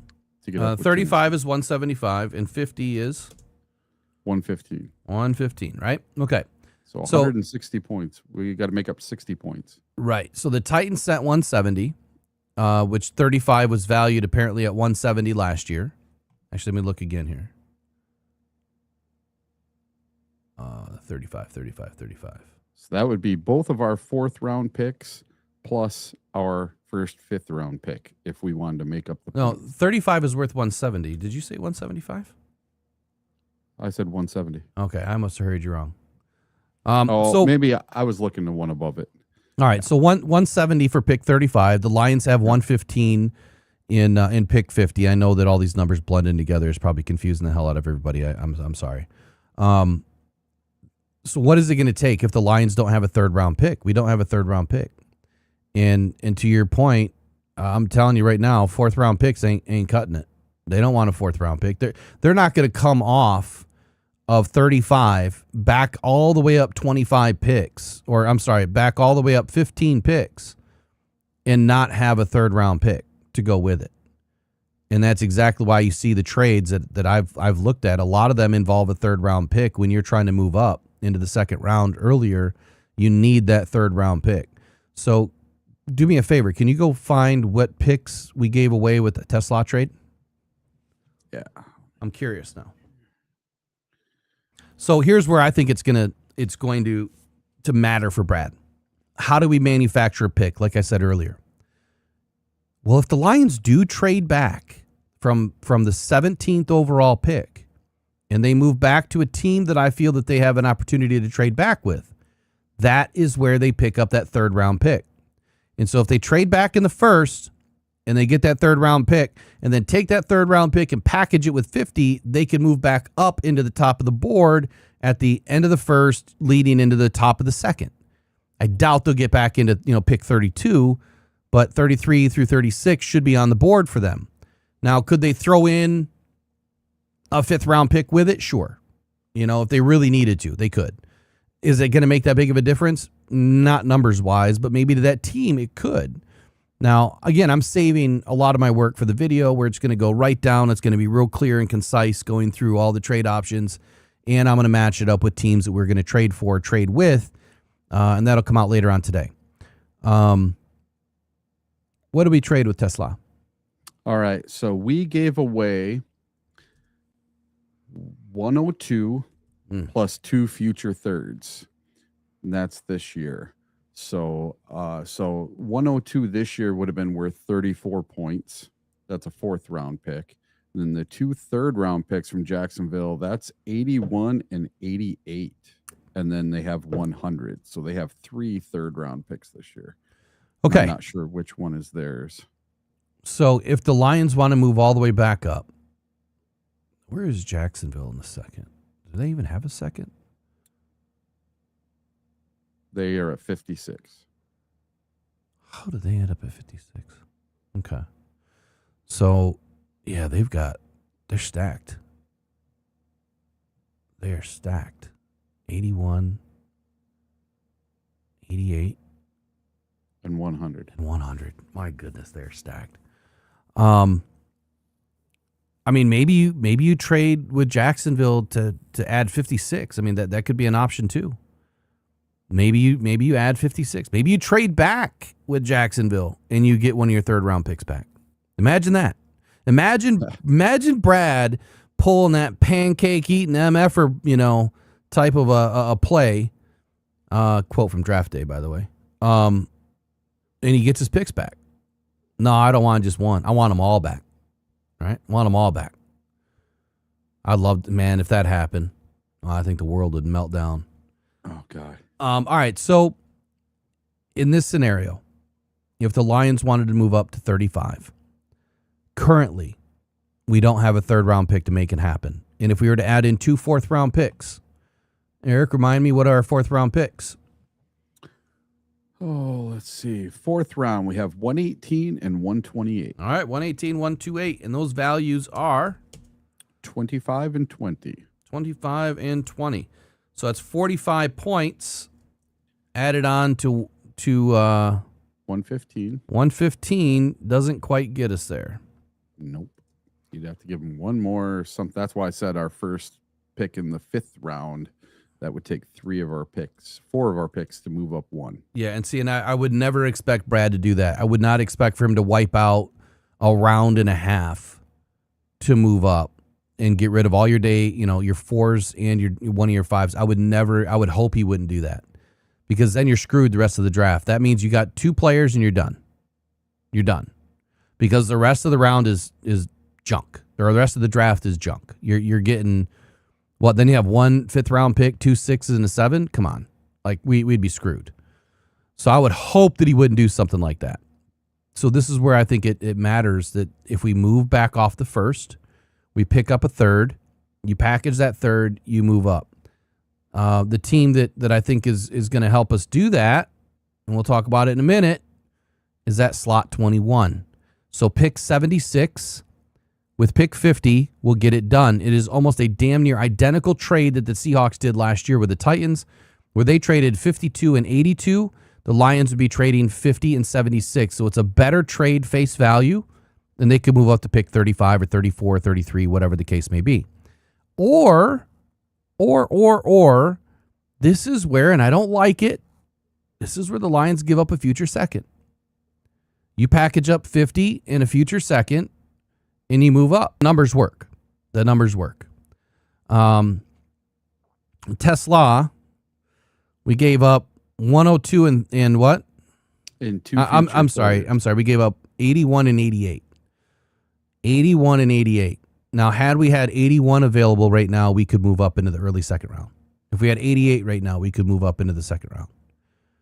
So I think that that trade for Tesla, has to really show itself this year, and I think it will. I think it started to last year.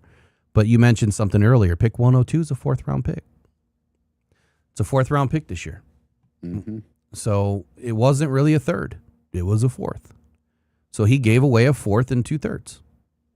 Yeah, it was a 3rd last year because there were so many compensatory picks in the 3rd round last year. Changes year to year which rounds they put the compensatory picks into. Well, there was based less compensatory picks that last year. That's why it looked like a 3rd. Yeah. This year it's a 4th. So the Lions really swapped 3rds, and they gave away a 3rd and a 4th to get TeSlaa. So that trade looks a lot better. Mm-hmm. It looks a lot better. So hopefully if you're following along with all these numbers, I know it's like, holy shit, brain drain. We'll pause for a moment on the numbers. When we come back on the numbers, I want to talk about some first-round trades, what the Lions could be doing. But Eric, you had a first-round trade too, so we'll hit that right off the top with your trade that you were talking about in the first round. But next, let's pivot for just a moment. Let's give everyone's brains just a brief break, including my own. And we'll be right back.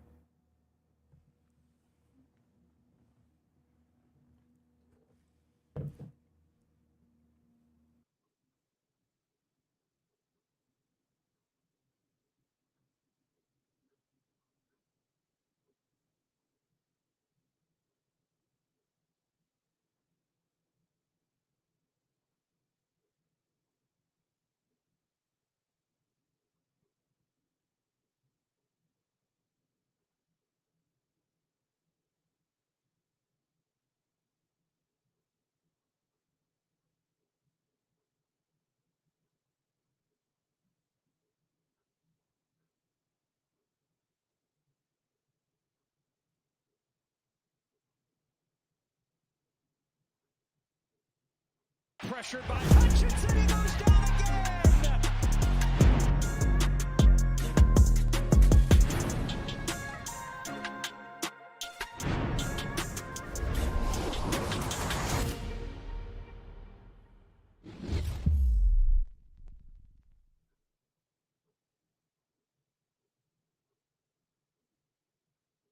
Okay, up next, Eric, Bucky Brooks. He put out a list of his top 5 at each position, and then also Dane Brugler put out a 7-round mock to the Lions. What did Dane Brugler have to say about the Lions draft picks this year? All right, so his entire draft, he did all of the Lions draft picks, including 2 4th, 2 5th, 2 6th, and a 7th. And this is what he did for the Detroit Lions. So at number 17 in the first round, he had Monroe Freeling going to the Detroit Lions. And that is a popular pick with a lot of people. Mm-hmm. I don't see it, but all the experts seem to be jumping on the Monroe Freeling train in round number 1. And then in round number 2, they have D'Angelo Pons. And this does not list position. So some of these guys, I'm not going to know what their position is. But if I remember right, D'Angelo Pons was a corner. Mm-hmm. And then round number 4 at 118, he has Jacoby Thomas. Not sure of position on him. And then round 4, 128, he had Caden Curry. Round 5, he had Grayson Halton. Round 5, he had Dallin Bentley. Round 6, Gary Smith III. Round 6 for 213, he had Owen Heineke. And then round 7, Caleb Douglas. So Caden Curry is an edge. Jacoby Thomas is a safety. What were the other ones? So let's see. Jacoby Thomas, Caden Curry, Grayson Halton. Halton? Halton. I would have to look at my sheets and Defensive look these guys line. up. And then Dallin Bentley. Bentley. I wonder if that's. I wonder if he's related to the Bentleys that I know. Tight end, Utah. All right, and then Gary Smith, the third. Defensive line, UCLA. Owen Heineke. Heinicke.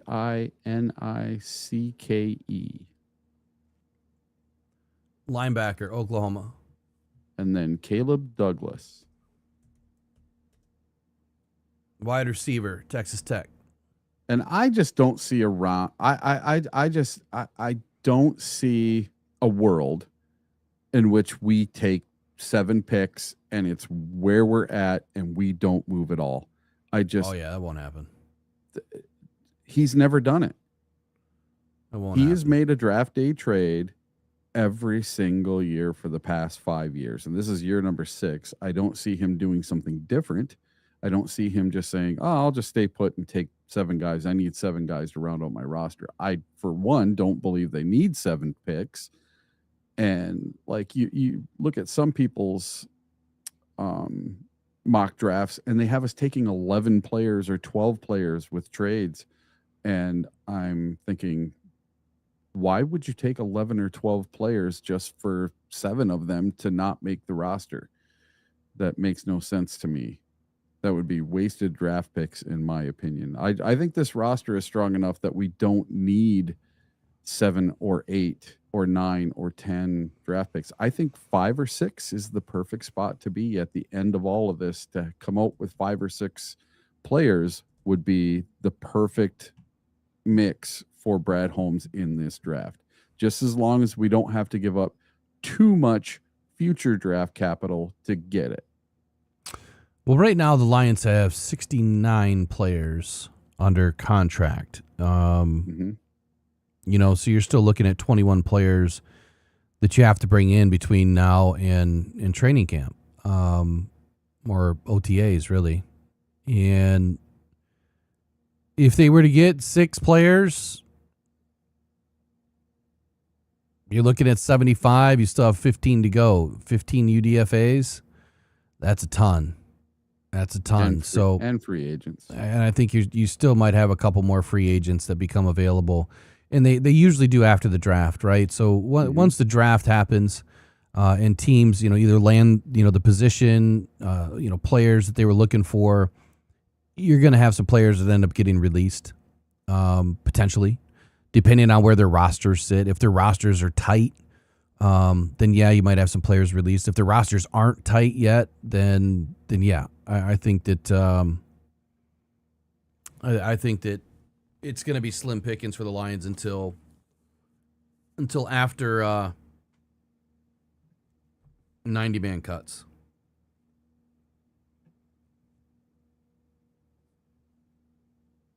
Got to write something down.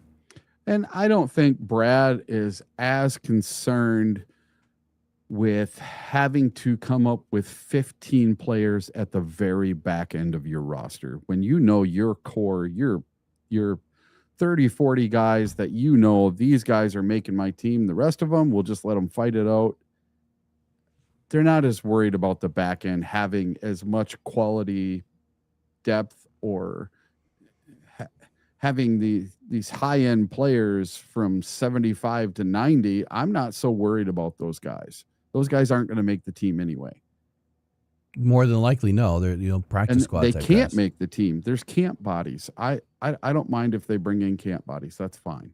Well, they have to have camp bodies, but yeah, they have to have them. So, what is there? 1,800 guys lose their job on cut down day. It's crazy.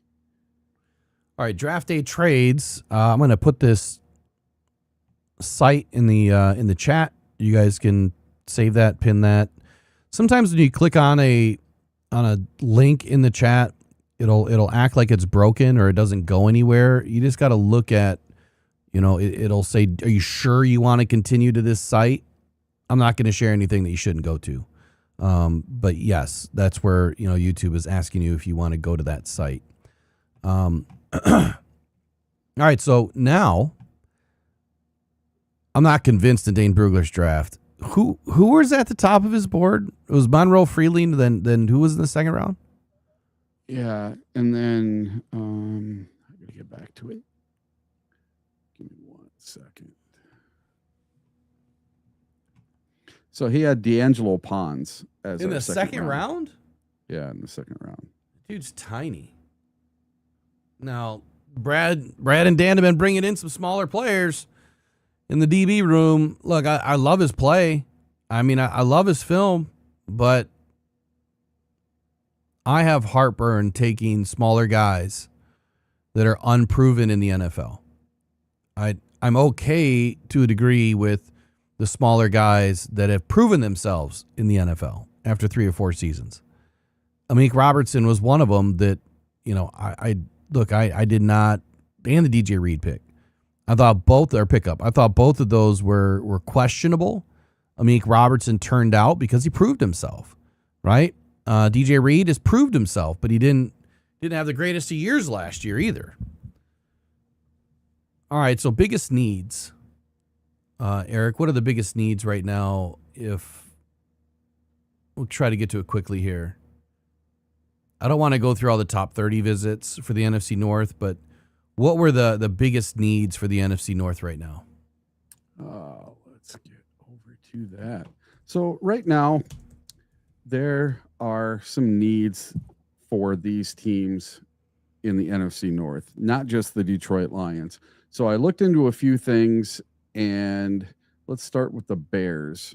So according to ESPN, I looked at their site, and let's get over to it. What are the Bears' biggest needs going into this draft? Well, they have 1, 2, 3, 4, 5, 6, 7 draft picks, and their top 3 needs, according to ESPN, are edge, safety, and center. And the Bears didn't use free agency to sign a star defensive end, so all signs point towards using an early draft pick on a player to start opposite Montez Sweat. That sounds very familiar to another team in the NFC North, the Detroit Lions. Doesn't that sound the same? So hold on, you talking about the Bears right now? Yep, so this is the Bears, and they're saying that edge is their biggest need in this draft. Well, the Bears, they pick at number 25. And there's going to be a few edge available at 25, and then they don't pick again till number 57.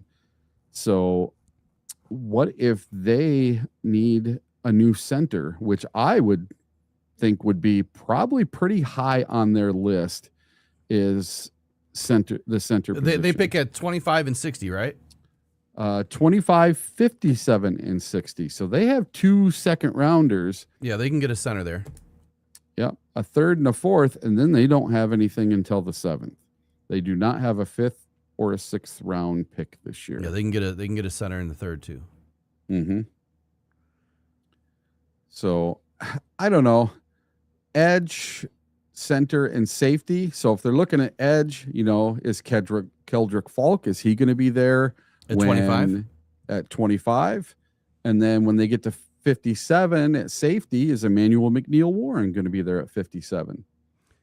Well, probably not. Here's the draft rumor that I have with the Bears. So talking about the edge position, the biggest draft rumor that I'm hearing right now is that the Bears want to leapfrog the Lions, and they want to get to pick 16 with the Jets. However, I'm also hearing that the Jets want to take 16 and they want to move back up, which is likely that they want to move back up and grab another player, depending on what they do early in the draft. At number 2, I'm not sure which player that would really be outside of Caden Proctor. The Jets want to move back up from 16 to get Caden Proctor because they have a feeling. A lot of people have a big feeling right now that he's going to be gone before pick 12. So the big rumor is the Bears want to leapfrog the Lions, that they're going to package up 25 and 60, and they're going to move up to 16 overall with the Jets. That would put the Jets back down at 25, and then what's their 3rd pick?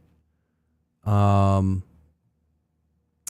Jets, they have 2, they have 16, 2, 16. Where's the 2nd round? Why is it not showing me? World. Oh, here it is. 33. They have 2, 16, and 33. So if the Bears were to leapfrog the Lions and give them pick 25, well, then you might see the Jets package 33 and 25 and leapfrog the Bears moving up to number 12. Now, that's if the trade happens early. It's if the trade happens early. And the thing about draft day trades is you typically don't get a lot of pick trades going on before the draft because you need to see how the draft's going to fall. So a lot of that doesn't make a lot of sense unless the Lions, the Jets feel that they need to move back up and not wait till 25. They could. Then you could see the Lions and the Jets possibly trade. So if the Bears move up with the Jets and they take Caden Proctor, which is the number one name that I'm hearing also going to the Bears, as well as Keldrick Falk, man, that would suck. That would suck. And then if the Jets decide to come back into play and the Lions do lose their player that they want, then maybe the Lions trade back to 25. And I think that is about as far back as I want to go in the first round if I'm Brad Holmes. I don't want to go past 25. But what does that do for the Lions? You could say, all right, yep, we'll give you 17, but I want 25 and I want 33. We'll give you pick 50. And so the Lions pick at 25 and 33, and then that would just be a beautiful thing. Because then you don't have to do anything else but somehow manufacture a third-round pick. And the Jets have a lot of early picks. I mean, they are so loaded. They have pick 44. So they have 2, 16, 33. They have 4 in the top 44. This reminds me of the Lions. What draft was that? Was that 22 or 23? Where we had a lot of picks early. I think it was 23. Yeah, we had 5 top 100 picks. Yeah, I think it was even earlier than that, though. Or top 90, something like that. Yeah. Something crazy. So they have 44, they have 33, 16, and 2. So that's the biggest rumor that I hear. Bears want to leapfrog the Lions, and then they want to take potentially Reuben Bain, Akeem Messidor, Keldrick Falk at 16, or looking to take one of the best offensive linemen in the league, Caden Proctor. I don't understand the Caden Proctor thing, though. I'm trying to envision who's their left and right tackle right now. I thought they were pretty solid. Yeah. So unless they want to move Proctor in at guard, which that would just be vicious. See, other teams like Green Bay, they lost their tackle and they lost their center. So that team's another one that's going to have a lot of problems in this draft. Well, they don't have any first-round picks either. No. So that's the biggest rumor that we have on the Bears. All right, what about the Vikings? So let's go to the Vikings. So the Vikings did bring in Kenyon Sadiq for a top 30 visit, and they have 1, 2, 3, 4, 5, 6, 7, 8, 9 draft picks. Now this, according to ESPN, their biggest need is center, safety, and wide receiver. Ryan Kelly's retirement from the Vikings left them without an obvious replacement at center. Backup Michael Juergens started 3 games last season, and the Vikings converted guard tackle Blake Brandel to start 5 more, but it's unclear whether either is a long-term answer. And they also need to replace veteran safety Harrison Smith, who at 37 has yet to decide whether he will retire or not. And then, although their top 2 receivers are set with Justin Jefferson and Jordan Addison after they picked up his 5th-year option, they have no proven depth after Jalen Naylor's departure to the Raiders. So they are looking for a center, a safety, and a wide receiver. And they have number 1 round, number 18 overall. So they pick right after us. Mm-hmm. And then in the second round, they pick right in front of us at 49. So Vikings, for me, there's been a speculation on whether they're going to take a corner in this draft. And I don't necessarily see that happening. I will kind of confer with Alec Lewis out of The Athletic. Said the Vikings haven't used the first or second round pick on a corner since Flores arrived. Doesn't expect them to do that now. I don't either. I think that safety is their pick at 18, especially if Dylan Thieneman is still there, or I mean, really any of the safeties if they're there. I think that they're going to take a shot at it. I think Dylan Thieneman is. I mean, I've mocked him to the Vikings forever, and I still think that that's the pick. If he's there, right? If he's not there, then I'm not sure which direction the Vikings are going to go in. But I don't think it's a corner. I couldn't imagine them taking a corner this early. I mean, there's very few corners in this draft that you really want to take in the first round anyway. As far as center, they can get a center later, and as far as wide receiver, look, they have Addison and Jefferson. Mm-hmm. Why would they need another wide receiver early in the first round unless they're going to trade Addison? My thing is this. I think they would go after defensive tackle. They lost both their defensive tackles to free agency. Well, no, hold on. They brought back one of them, didn't they? No, both of them left. I thought Hargrave and I thought one of them came back. Yeah, Hargrave went to the Packers, and then the other guy left. I'm pretty sure both of them, Jonathan Allen, he left. Went to like the Panthers or something.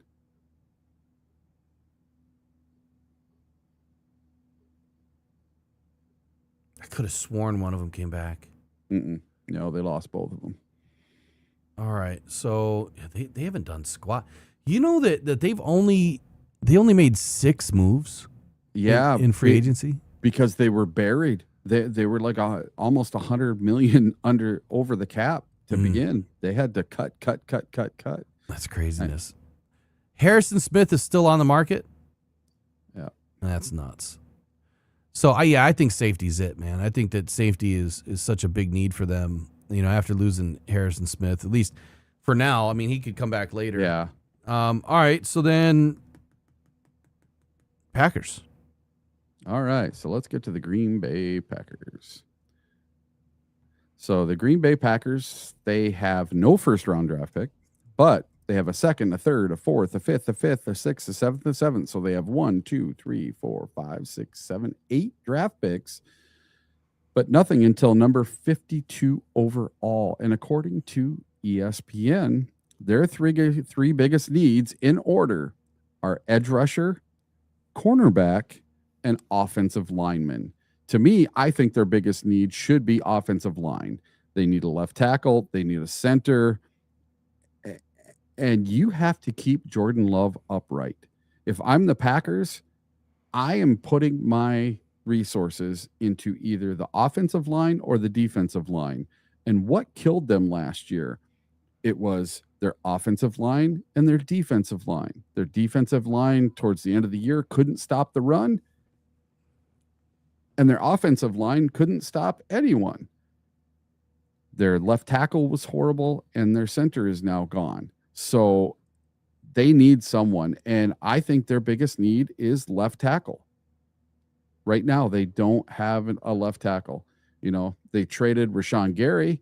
They lost Kingsley Engabari in free agency, and Micah Parsons probably isn't going to start the season.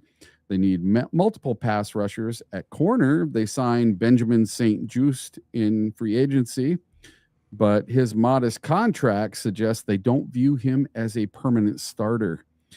So they basically swapped him for Nate Hobbs, who was released.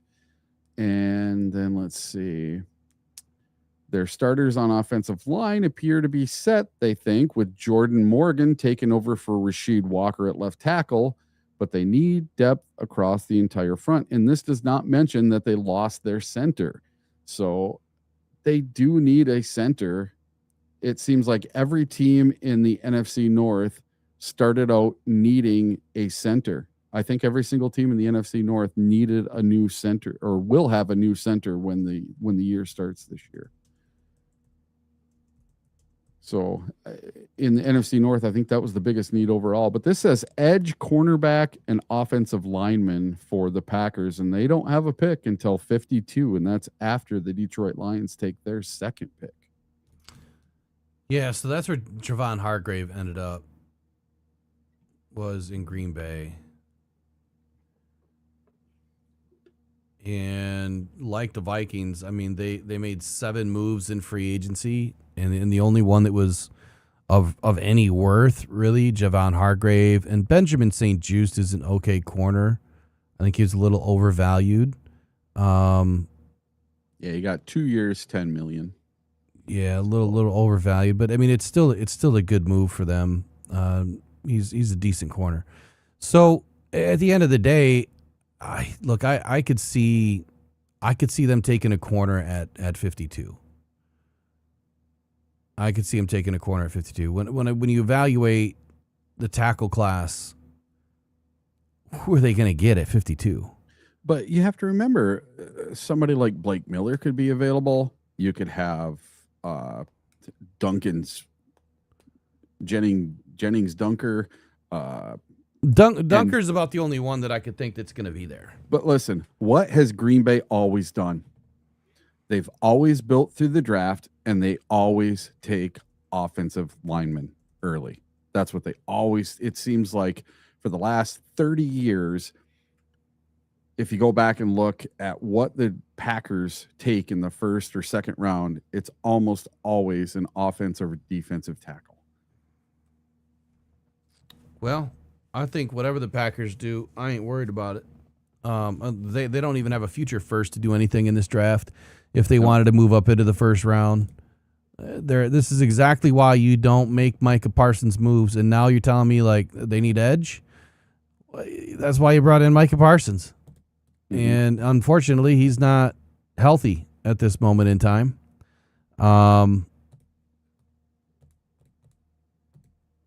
So yeah, then Attila, it's kind of, you got to look at how you said that. You said because the Lions want Neone to fall to them, that's a definitive. It's not speculation. So that's why I asked, where'd the rumor come from? You said it definitively. All right. So next, I got one other rumor here, mm-hmm. and this is Jermod McCoy. Sure. So for the Lions in the NFC North, I would be sorely disappointed. As would I. If the Lions, and I'm not saying that I don't like Jermod McCoy. No, I do. I love his 2024 tape.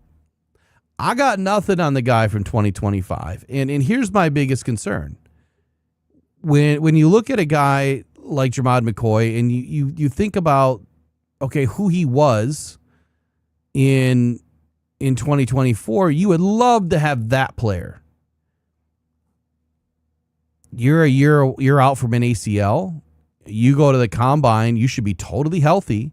And you don't run, you don't test, well, I just put up my big red flag on the flagpole.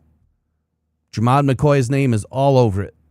I'm sorry. If you are not ready to test at the combine and put everything out there in front of everybody, that is a huge red flag for me. Now, the other major red flag that I have for Jermod McCoy is that his knee is already deemed degenerative. If Brad goes and selects Jermod McCoy and you have Kirby Joseph in the locker room, I'm going to be furious. Because if you're already bringing in a guy that's got an ACL injury and a degenerative knee, and you just saw what happened to Kirby, bro, that would be the dumbest move ever by a GM. That is too risky. If the player worked out, great. How long is he going to work out for? Is he even going to be able to fulfill his first contract? That would be stupid. So even though McCoy, if he was 100% healthy, he would have come out in last year's draft. I think he was a junior last year. He would have come out last year and he would have been the number one corner, hands down. If he was healthy, this year, hands down, number one corner. I like him way more than I would Mansour Delane. Similar players, but Jermod McCoy is far superior when it comes to being a ball hawk and just the way his instincts are. Like, his instincts are insane. Yeah, I'm running away from players like Jermod McCoy. The good news is The good news is this. I'm already hearing that there's teams that want to leapfrog the Lions to get Jamad McCoy. If there's any truth to this all, which I don't believe there is, if the Jets still have pick 16, I've heard they might take Jamad McCoy. Please do. Get him off the board before 17. I don't want to see that player in Detroit. I don't. And you know what? He might turn out to be a great football player, and he may never have anything wrong with him ever again. Great for the team that picks him up. But the Lions need to go win now. Right now, they need to go win. They need players that can step in and win today.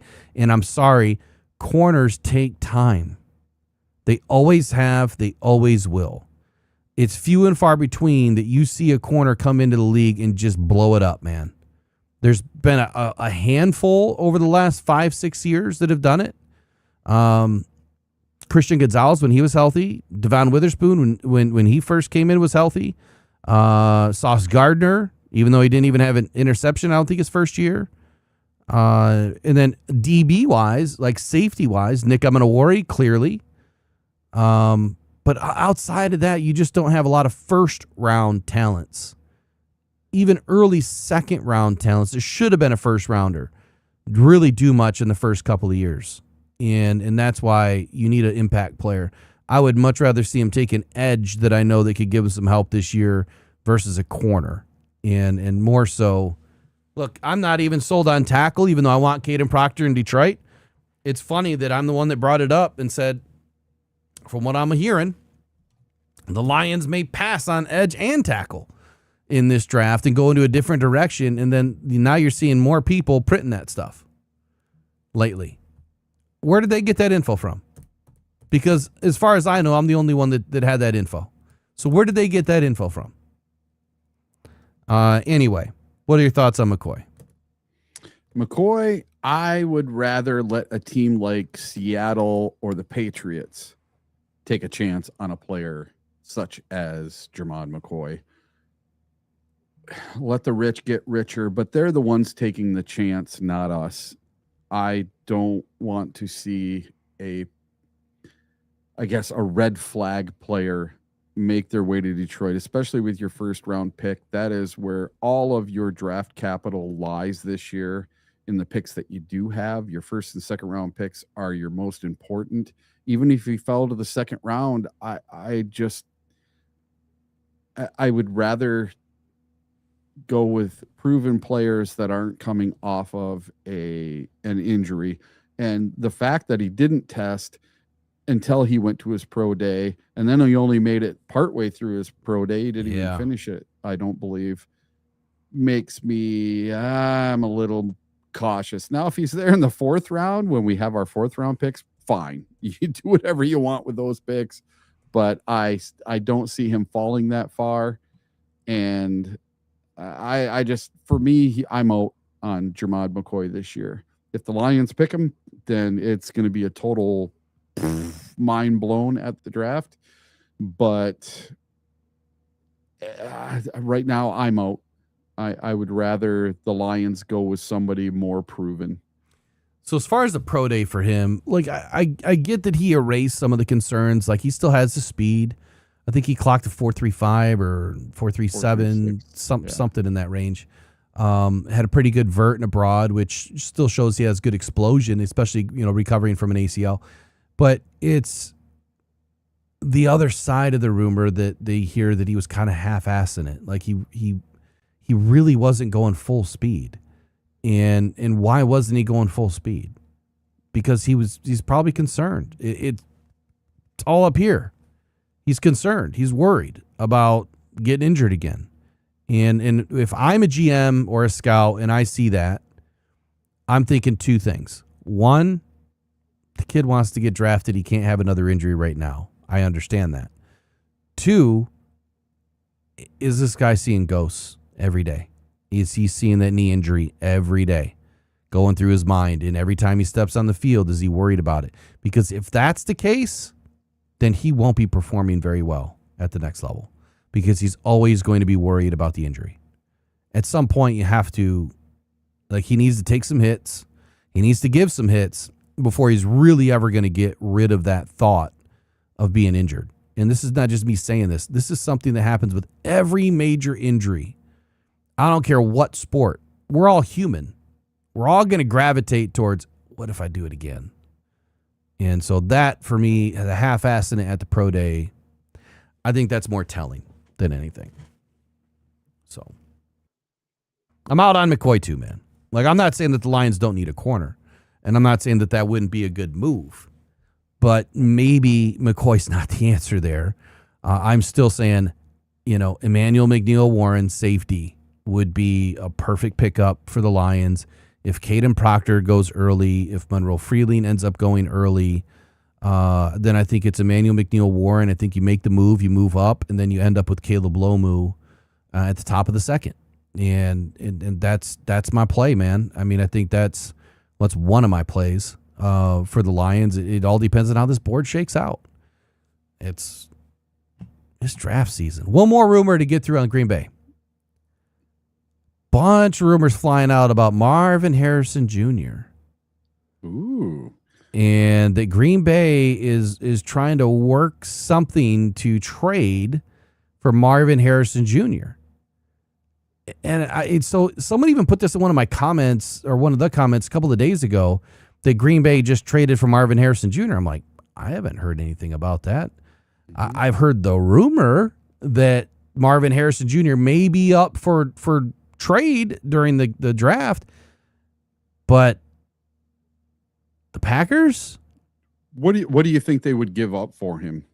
Well, they don't have a first round pick. Yeah, well, it's going to have to be a second or well, listen, they'd have to give up at least a second. I mean, he was taken in very early in the first. Was he fourth overall? Yeah, so I mean, they're going to have to give up multiple something. I think they would have to give up 52 this year and possibly a second and a third next year. If I'm the Cardinals, I would reevaluate this whole thing, simply because I don't have a quarterback. We're not close. We're probably in a 2 to 3 year rebuild. Exactly. And I would take, okay, give me 2028's first, give me 27 second, and give me a second this year, and we'll call it good. If the Packers did something stupid like that, please do. But I think that's going to be the value, especially if you're giving up second round picks for the guy. It would be, and the reason why I'm adding a second rounder in there, it's not because Marvin Harrison Jr. is worth it. It's because you're giving me a first round pick that's in 3 drafts. It's 2 years away, so it's not worth anything. I would say 2 seconds and a third would get it done. 2 seconds and a third? Yeah, that would be my if it was thinking. this year and next year. This year's second, next year's second, and next year's third. I don't know. That's a lot, man. That's a lot. But hey, but you're asking for a player that was taken top 5. Yeah. Top 5. Crazy, man. Draft rumors are just nuts. But I got some more draft rumors, and I've also got some more draft trades. Let's get into the first round. It's going to be wild over the next several days. You realize this, right? Yeah. Like, it's going to be nuts. There's going to be so many lies, it's not even funny. Oh, yeah. Max Crosby is going to be coming to Detroit. Joey Bosa is going to be coming to... Both of them are coming to Detroit. Oh, yeah. I saw the Joey Bosa thing yesterday that he's coming to Detroit. Yesterday? Yeah. Again? Yep. That now he on DraftKings has a 49.5% chance that Detroit is his next team. Oh, yeah. Because he's a free agent right now. I don't really believe in the whole betting sites. You know what I mean? Like, when people finally wake up and realize that these sites were all made just to take your freaking money, they get you all excited. Remember, I talked about a couple of times, like toxic media. Well, the toxicity, it can be used in many different variations, but when you have a fan base that is so ingratiated on one frickin' position, that's all they think about. Like, that is very easy to take advantage of, y'all, but I don't do it. You don't see me pumping Edge every single day and putting out content about it every single day, because I'm not trying to take advantage of y'all's time.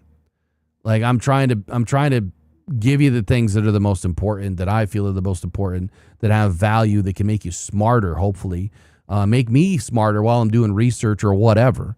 But I'm not going to waste your time. Like, that's just pointless to me. If I was about the money doing this, then I would do that. It's somebody's dream to see Joey Bosa and Aiden Hutchinson on the same line. But I'm going to tell you something. That is not my dream. My dream is a rookie. I don't care who it is. We know Ahmed Hassanin, Wanham, one of these guys next on the opposite side of Hutch. I don't need Joey Bosa. Well, that was funny too. Someone who said that they were comparing Hassanin to Hutch. Like, come on, what planet were you born on? Hey, as much as I love Ahmed Hassanin and I think he's going to be a good football player, he's not anywhere near Aiden Hutchinson. Not yet. Not ever. Yeah. Not ever. So, that would be wild if that happened. But if it did, great. I hope it does. Got an update on Ahmed Hassanin. Go for it. He's going to number 99. Oh, yeah. We've known about that for a few weeks. Going to have a new jersey number this year. He put out a big thing about it yesterday saying that he's moving to number 9 and how far he's come in his journey from coming. Were you not sitting with me when I've been gone for a week? No. When we were at the combine, when Corey B was there, or Corey, yeah. So he mentioned at the combine that he was getting 99. Yeah, you don't remember that? It wasn't official. No, I don't think it wasn't official until a couple days ago or something. I was excited because that was the number that he wanted. Okay, man. I was excited. Here I found that thing on Joey Bosa. The Detroit Lions now have the best odds to sign free agent pass rusher Joey Bosa. There's a 49.4% chance that Bosa signs with Detroit. And Joey is 30 years old, a former defensive rookie of the year and 5 times Pro Bowler. Bosa paired with Aiden Hutchinson would be elite. BS. Elite for who? I don't know. Not us. Elite for who? Like we this is what's crazy to me. You know, going back to McCoy, Brad Holmes gets vilified for drafting injured players, right? Or bringing in injured players. And then yet all I see is everyone's like, man, we need Jamad McCoy. Let's get Jamad McCoy. Oh my God, Brad should draft Jamad McCoy. What? You've just been throwing this guy under 7 buses and saying quit bringing in injured guys, and the reason why we're losing is because you bring in and draft injured guys, and you want a guy that just came off another ACL. What did we learn from this? Nothing. What I learned from it is that people are stupid. Like, as humans, we're dumb. We are so dumb. It's just we don't learn. We don't learn. And I don't agree with that anyway, that Brad brings in all these injured players and that's why we're losing. Like, no.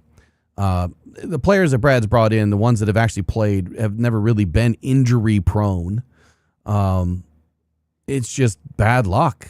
You know, Mosley, that was an injury prone or injured player. Like, he had the same damn injury on the other leg.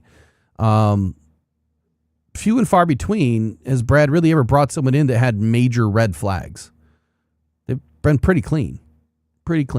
I mean, you could say Josh Pascal, but I'm never going to say, you know, that a player that's battling cancer can't play football. You know what I mean? Like, that's not an injury. That's an illness. And we don't even know if that has been the reason why he's been out. You know, there's been other reasons that were stated. But there's been few and far between that I would ever say that Brad has taken extreme risks. And the extreme risk that he did take was Jamison Williams. And that one took a little bit of time. That one took about a year and a half before Jamo started to get his head around him. All right. I got a few more minutes here at least. Let's get into the first round. Trade backs or team trades. The Detroit Lions in round 1. How can we add a second or a third round pick? Because I think as we've gone through this today, what I'm noticing is that third round pick is extremely valuable this year if you want to move up from pick 50. So Eric, talk to us about your first round trade, and then I'll get into mine in just a moment, and I'll be right back. So it's going to be all you for just a few. All right. Well, the trade that I saw involved the Detroit Lions moving from number 17, moving up to number 13 with the Los Angeles Rams.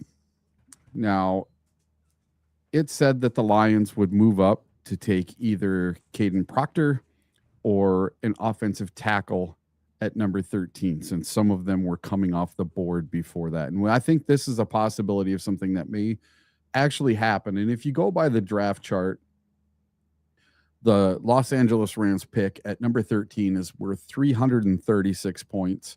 The Detroit Lions, their draft pick is worth 296 points.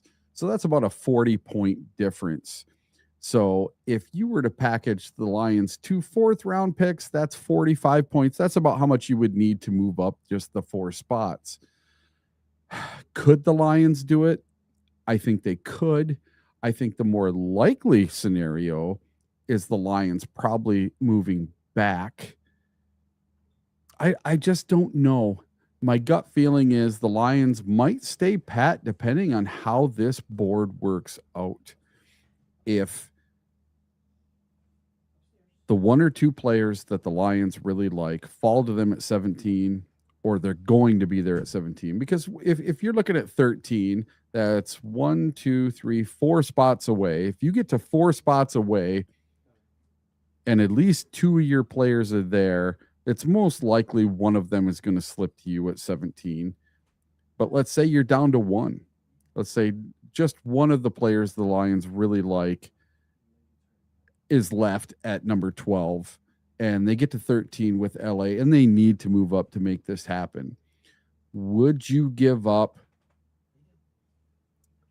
a 3rd-round pick next year or a 2nd-round pick? Because our 2nd-round pick is worth 115. That would be worth way more just to move up 4 spots. Would you, as Lions fans, be willing to give up a future 2nd or a 3rd to move up 4 spots in the 1st round this year? Let's say to get Caden Proctor or Monroe Freeling or Maui Noah or Leon, the guard from Pitt. So would you be willing to sacrifice future draft picks to move up 4 spots, or give up a bunch of late round draft picks this year? I don't know if LA would necessarily want to move up for 2 4th-round picks this year. I think it would take a 2nd or a 3rd from next year to move up 4 spots to be able to take that guy they want. And what if there's a big run on offensive linemen in the top 10 or 15 pick, or top 10 or 12 picks? You know, let's see. Miami could take a lineman. Cincinnati could take a lineman. Kansas City could take one. Washington's a possibility. You know, Cleveland's going to take one. Tennessee, it's a possibility. You get a lineman, and you get a lineman, and you get a lineman. I'm telling you, they could all be gone by the time the Lions are ready to pick at 17. So if they get to 13 and there's 1 or 2 left on the board and they know they have their pick of the 2, moving up 4 spots only costs you 40 points. But are you willing to give up a 2nd or a 3rd next year to move up 4 spots to get the one guy you want on the offensive line? Or would you rather trade back to, say, 24 or 23 and pick up another 2nd rounder this year? Well, I would be of the move back to, let's say, 23 with Philadelphia, get their 2nd round pick. Let's see if they have one. Yes, they do, at 54. So then I have 2 2nd round picks. That makes me feel a lot better. And I can probably still pick up the right tackle instead of a left tackle, and we'll move Panay over to left. So that's my backup plan. If I can't move up to 13 to get the one guy I want at left tackle, because I think there's only 2 of them, I move up 4 spots to get the guy. And if I can't make a trade happen for a decent price with LA, I'm going to move all the way back to 23 with Philadelphia and pick up an extra 2nd rounder. Give me 1 second here. I think that would be a pretty fair trade with Philadelphia moving back 1, 2, 3, 4, 5, 6 spots. And that's 50 points. And I would pick up 54. That's 104 points. So they might not be willing to do that. They might do it for a third round pick.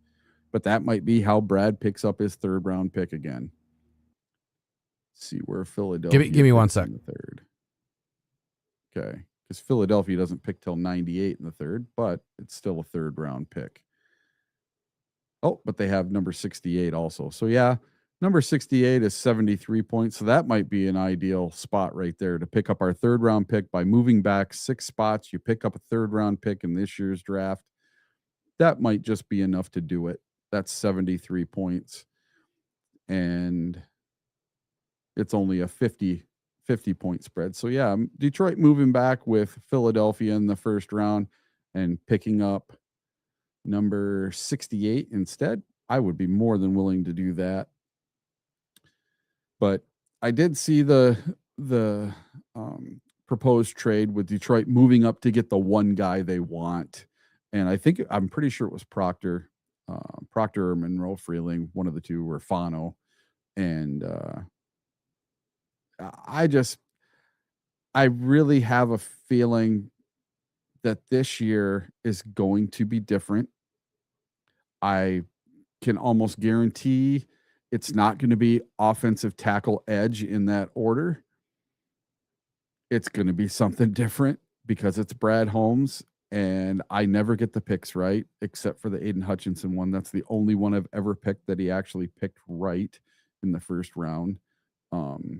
I remember sitting in the parking lot of a mall when they announced the Hutch pick, and I was so happy. And my wife's like, "You must really like that guy." And I was like, "Oh yeah, I knew that he was going to be better than the guy that went number 1 overall." And so far he has been. And I also looked here at ESPN's little draft need rankings for the Detroit Lions. And their top 3 needs are offensive lineman, edge, and cornerback, which is weird. I thought they would have put safety in there instead of cornerback. No one sees the safety, man. No one sees it coming. I know. And I kind of think it is. I think safety is a position of need. And that's more so because of injury than anything else. Now, if both our guys were 100% healthy, ready to go to start the season, then I don't need a safety early in this draft. Yeah, right. Exactly. And that's the thing, goes. We don't know what we don't know about Kirby, and we won't know until after the draft. Man, dude, I think I'm up against Father Time with a gunner, dude. Yeah. Yeah, he's in bad shape, man. I think I'm gonna have to. I'm gonna have to put him down here soon. Yeah, I've had to be in that position multiple times with 3 different pets over the last few years, and that is like losing a child. It sucks. I have 14 years of my life with him, man. Yep.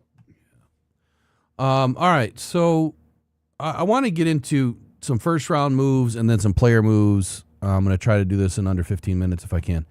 So probably the number one choice that I see for the Lions right now in making a first round move is not necessarily moving up. And I'm not saying that Brad can't do it or won't do it.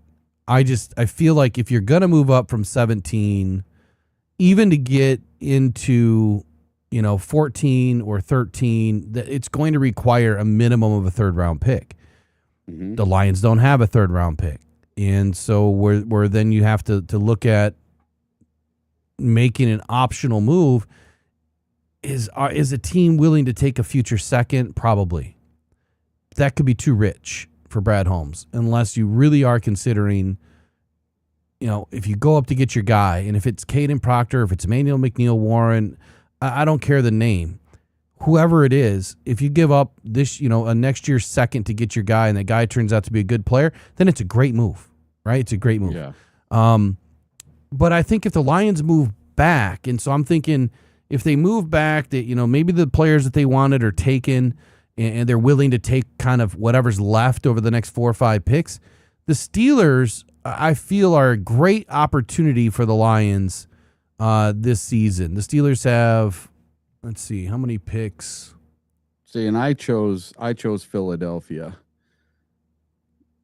And what I said is Philadelphia gives us their 3rd round pick. And that's how we get our 3rd round pick back at number 68. Top of the 3rd round.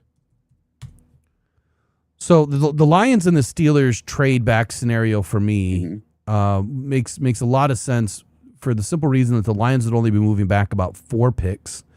And then by moving back 4 picks, when I look at the Steelers draft order and how many picks they have a tons. They have 12 draft picks this year.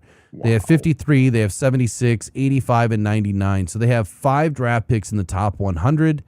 And so by trading back, I could see where they'd be willing to give up pick 76 because they have 3 third-round picks.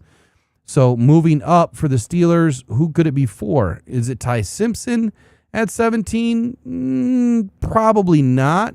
But then again, given the situation on where their quarterback situation is, if Aaron Rodgers does not commit to them before the draft, then I think the Steelers are going to be put into a position that they have to take the best quarterback available, and that's going to be Ty Simpson.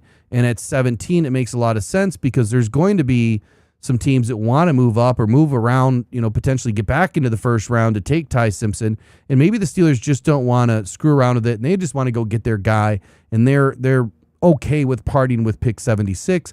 It could be pick 85. Either one would be okay with me. So Lions trade back from 17 to 21 with the Pittsburgh Steelers. Lions receive pick 21 and pick 76. Steelers receive round 1, pick 17, and round 4, 128. Now, where I see this working differently for the Lions is if the Lions accepted pick 85 or pick 99 in the 3rd round, then they won't be giving up pick 128.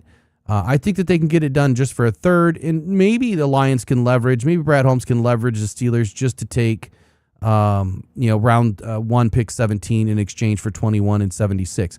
So what does that then do for the Lions later? Well, everything that I was talking about in the 2nd round, if the Lions want to trade up from pick 50 and get back into that 33 to 36, 37 range, well, I think then the first option would be you're going to take that 3rd round pick 76, you're going to package it with pick 50, and then you're going to move up.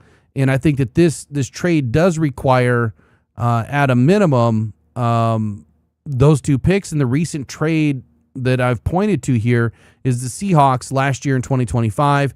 They traded 52 and 82 and moved up to pick 35, then selected Emanawari. And again, I don't see Emmanuel McNeil-Warren slipping to the 2nd round. But if he does, and the Lions somehow add that 3rd round pick by moving back, they're going to fly up that board to go get that guy. And I don't see why you wouldn't do it. Another option for me at pick 17 for the Lions, park this one in your cap. Buffalo Bills. They move up from 26 to 17 to select Omar Cooper Jr. Bills, they send 26, 91, and a 2027 round 4 pick to the Detroit Lions in exchange for pick 17. That's a steep move for the Lions. It puts them at the end or close to the end of the first round. They're going to move back, 9 picks here. But is it worth it? You're going to get your 26, 50, and 91, and then a future 4th round pick. In next year's draft, those later round picks are going to be more valuable. I think next year's draft is going to be a lot different, at least from what we're seeing right now, compared to this year, last year, and even 2024. I think you're going to see a deeper draft overall in 2027. So those 2 moves make a lot of sense. The trade up makes a lot of sense in round 2 if the Lions do end up adding that 3rd round pick. And then I got one other trade that on the surface I could see it happening. What if the Lions want to trade back up right? What if they want to get back into the first? So they've already they've already traded back from 17. They've gained that third, right? So they've traded back from 17. They gained that third, and now they're going to package up a future second, pick 50, and that third round pick. And they're going to jump all the way back up somewhere between 23 and 28. Obviously, the Chicago Bears want to be involved in that, but I think any other team could be. And so I think, again, if you look at how this draft is shaken out, the Lions could end up with 2 first-round picks, and it is a big potential if they were to give up the third, a future second, and their second this year to do it. That's definitely enough draft capital. Now, where I see that working is in 2025, the Giants traded pick 34, round 2, pick 99, round 3, and a future third. And they moved all the way up to 25 and selected Jackson Dart. No first-round pick was exchanged other than the first-round pick going to the Giants. So I sweeten the pot a little bit here. Instead of going round 2, round 3, and future 3, I went round 2, round 3, future second. And the reason why I did that is because the Lions are picking at 50 and the Giants were picking at 34. So big difference moving from 50 to 34, 16 picks. I can't imagine a team, picking at the end of the first round wants to go all the way to pick 50 unless you know who is there picking at the end of the first round. And guess who that is? No guess? I have no clue. No guess. Caden Proctor? No. Team picking at the end of the first round. San Francisco. The Browns. There you go. So the Browns Lions leapfrog the Bears. They get back in front of the Bears with the Browns at pick 24. They trade the Browns next year's second, pick 50, and the third round pick that they gained from trading back off of 17. So if the Lions traded back off of 17 with the Steelers, they pick up the third, then they come back in at 24, pick 21 and 24. Now, they won't have a second round pick, they won't have a third round pick, and they won't have next year's second round pick, but they will have 2 fourths, and that is exactly what they have right now. So instead of taking a player at 50, they're just getting a player at 24. So I think that could work. I think that, just trading into the back end, holistically thinking here, the Bills could be a possibility. The Texans could be a possibility. Any team that has a plethora of picks, honestly, could be a possibility in the end of the second round or end of the first round. But those make some sense. Any comments, questions, statements on those types of picks or trades? I'm all for that. But at 17, I either want to stick and pick or move back. I don't necessarily want to move up. I think it's going to cost too much to move up this year from 17. Now, moving up from 50 is a different story. If our second pick ends up being someone in that 23 to 40 range, I'm fine with moving up somewhere between 23 and 40 and using possible future draft capital or stuff that we have this year and F them picks. Let's go. Let's get 2 studs out of this draft. If we can come away with 2 quality starters out of this draft and 3 or 4 depth pieces, that is a win-win-win, because there's no way we're going to get 4 all pros or Pro Bowlers like we did in the 23 draft. It's just those drafts don't come along very often. No. They definitely don't. Ultra rare. I don't think it's ever happened. I think a unique option, and I look, it depends on what San Francisco does, but they pick at 27, and I mean, they're kind of like the Lions this year. They pick at 27, 58, then 127. So they've got this wide gap, between their picks in the second and fourth round. They don't have a third. So again, if the Lions move back off 17 to 21, pick up a third, well, now you trade that and your second, pick 50, to San Francisco, and then San Francisco picks 50, 58, and then that third round pick, anywhere between 76 and 99, whatever ends up being, right? and then they pick again at 127, and they might view that as a better opportunity to gain more players, better players in the draft by picking, two picks in the top 60 and then adding a third pick, in the top 90, ish range. And then you're also getting a future second in that trade as well. So I think small opportunity with the 49ers, but I think the opportunity is there. The other teams at the end of the first round, the Patriots, they have 2/4, they have 4-6 round picks. But when you look at their board at 31 and 63, why not give the Lions 31, move back to 50, and then you get an earlier pick in the second round. You also have 63, and you gain another third. That'd give them 2 seconds, 2/3, and 2/4. I mean, that's a hell of a draft, if you value the draft in those areas. And then the other team, Houston, that I've mentioned a few times, I think that there's a chance there. I think there's a chance with the Kansas City Chiefs, too, because they have 2 1s, and they pick at pick 40. So if they pick at 9, and then you take 29, and you give them pick 50, and call it 80, they'll be at 9, 40, 50, 74, 80, 85, and then 109.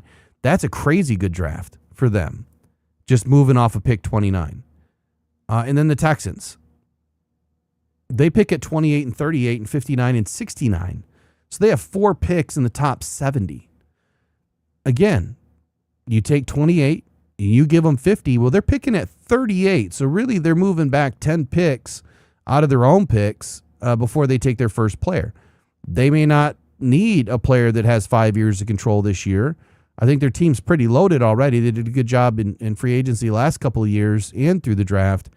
That could be a team that could be interested in a move like that. And the Lions, hey, they got history, right? They just traded David Montgomery to the Texans. There could be a relationship there. There could be some other conversations that have already happened with the Texans, including a trade in this year's draft. So I think there's options. I really do. These are wild options, right? It's unlikely that a team is going to move multiple times in the first round. Like it doesn't happen very often. So I do need to state that at least. Do you have any players this year, Eric, that you think the Lions could trade? Like a player off our own team? Yeah. Oh, let me see. I'll look up the Lions depth chart. I might as well finish the day by pissing everybody off. Whoops. If I could type today. So I got to look at it right now. Let's see who we have right now, according to ESPN. All right, quarterbacks. We have Jared Goff and Teddy Bridgewater. No, I don't think we're going to trade any of those. Jameer Gibbs, Isaiah Pacheco, Sione Vaki, and Jacob Sailors. I think they're all pretty much safe. Wide receivers, Amon-Ra, Greg Dortch, Malik Cunningham, Jamison Williams, Dominic Lovett, and Tom Kennedy, Isaac Tesla, and Jackson Meeks. Would anyone be... I just don't think there's anyone... You're not trading Isaac Tesla. You just got him. Jamison Williams, because of his contract. I know you've mentioned him in the past.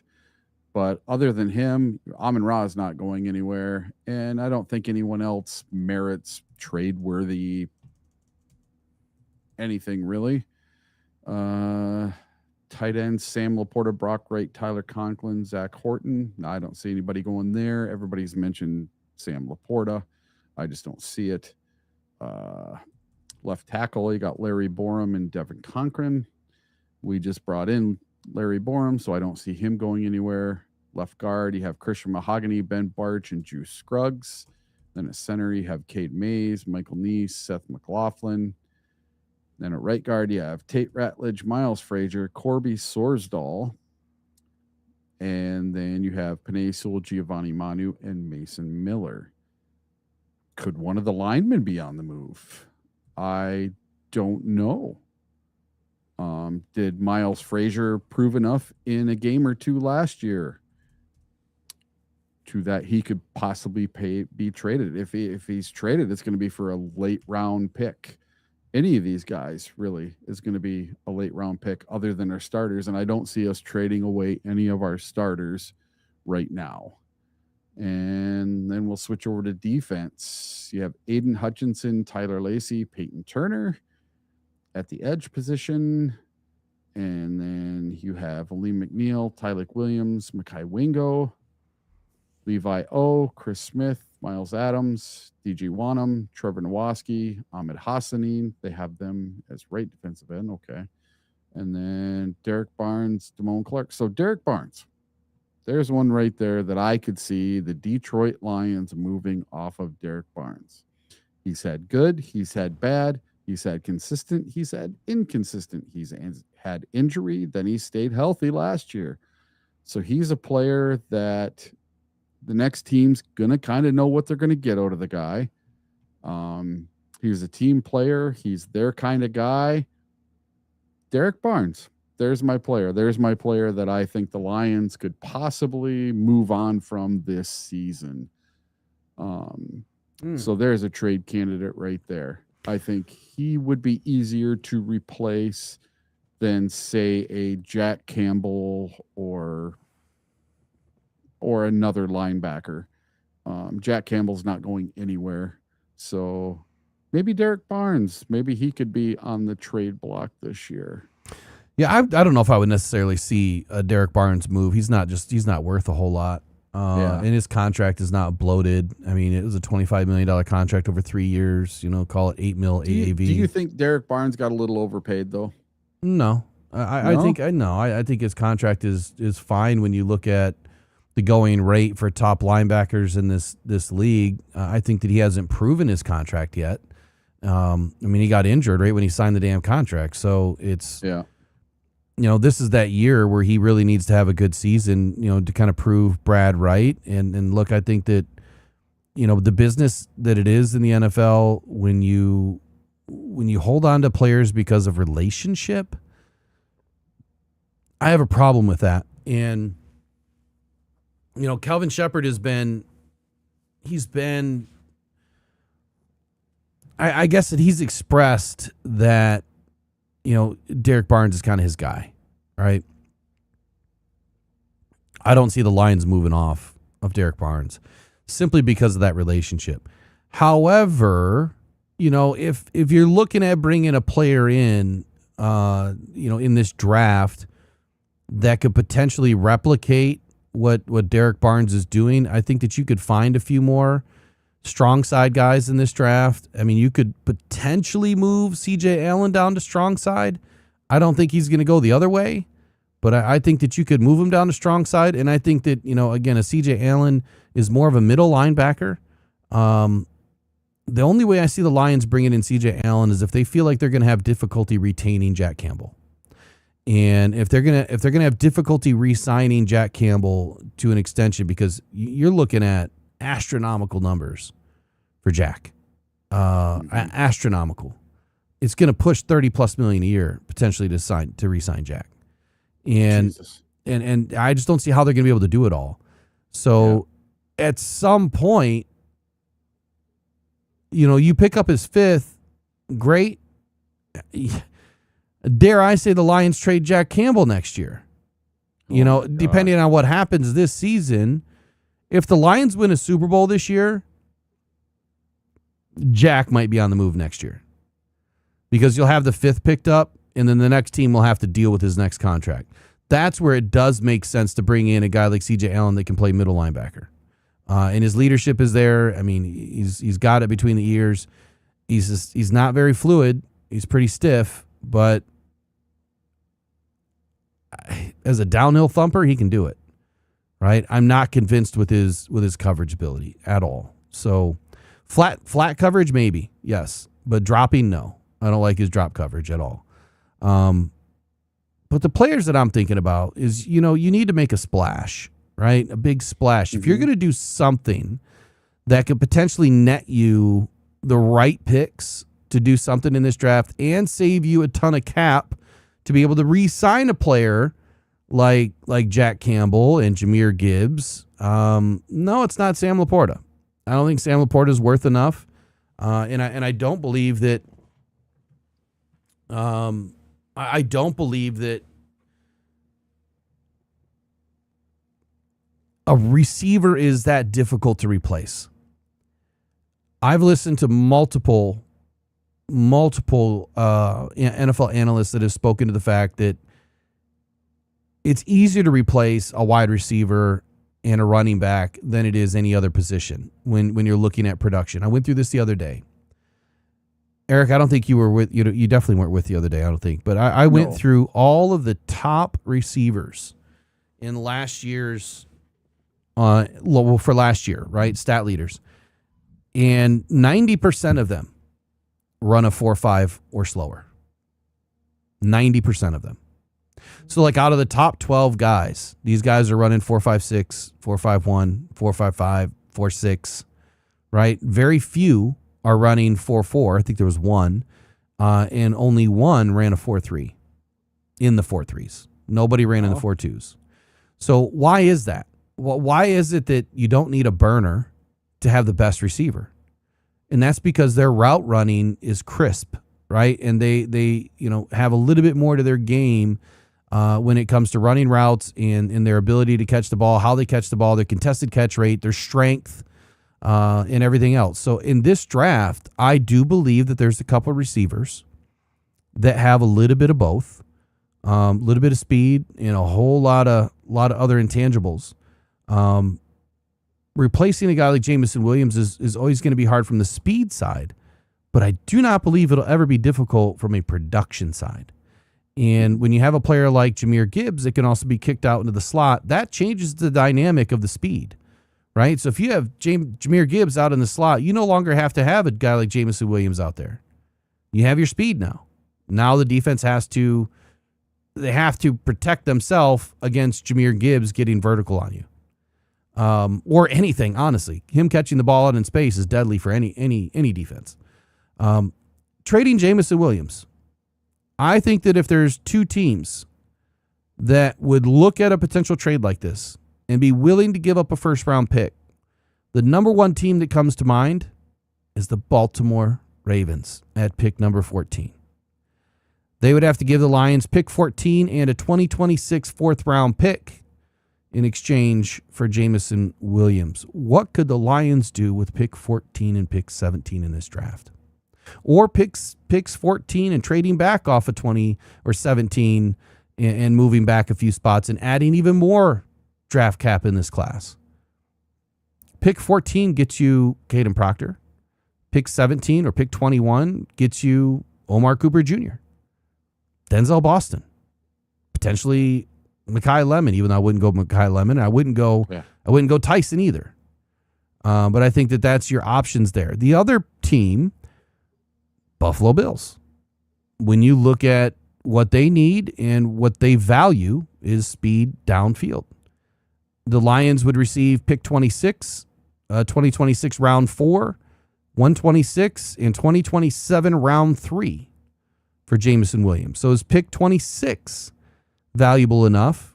Given the fact that the Lions spent a 12th, or they spent a first round pick number 12, and also gave up a few things to get JMO. I think that all of those trades would be equitable, and you're also relieving yourself of a $80+ million contract, whatever it is, $27 million a year that begins to hit next season. So I think that those are options, and I think if you're looking for a nuclear trade in this year's draft, that would be the one player. I got one final one. And this you're not going to like. Yeah, I'm sure you don't like the Jameson Williams one either. JMO's one I wouldn't never. When you step into the realm of a GM, and how do you keep your team competitive year after year after year, and how do you manage the salary cap? Remember, the Lions are under constraints, and that's because of the players that Brad has drafted.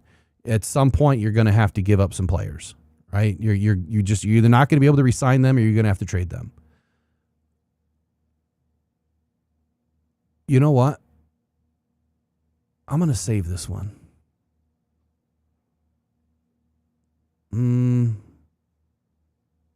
Yeah, I'll let you know.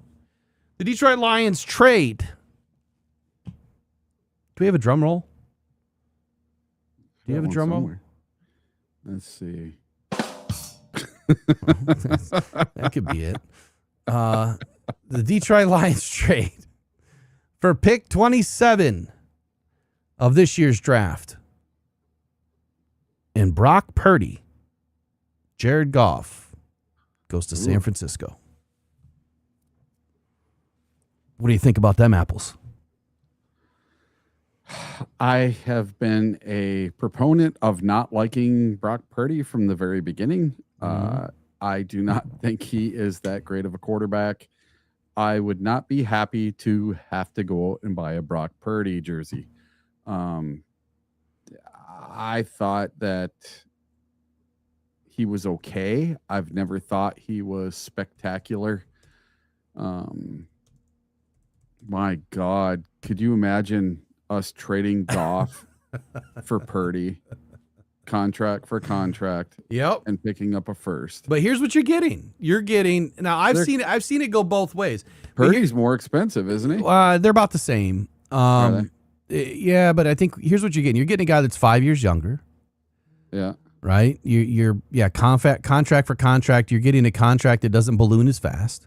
Okay, so when's the last time Brock Purdy threw for 4,500 yards or had 30 or more touchdowns multiple seasons? I'd have to look, but I think if you look pound for pound at what Brock Purdy has done, he's one of the better quarterbacks in the league, hands down. And then the thing that I really like about Brock Purdy, and I'm not saying that I want this trade to happen. I'm just saying He's that if you're looking, no, it's more than that. If you're looking at nuclear options on how to fix your cap and do something crazy in the draft, Brock Purdy has one of the most beautiful throwing arms I have seen in a long time. That guy, he is so accurate, and he throws some balls that you don't see. Jared Goff does too. Look, the other day on a podcast, I forget who said it, but I think I recorded it. They talked about Jared Goff's arm and how good it was, right? And I was like, whoa, where's this coming from? Oh, really? And how powerful his arm was. I'm like, where's this coming from? It was a national podcast too, by the way. So you know that they have a better idea of what they're talking about.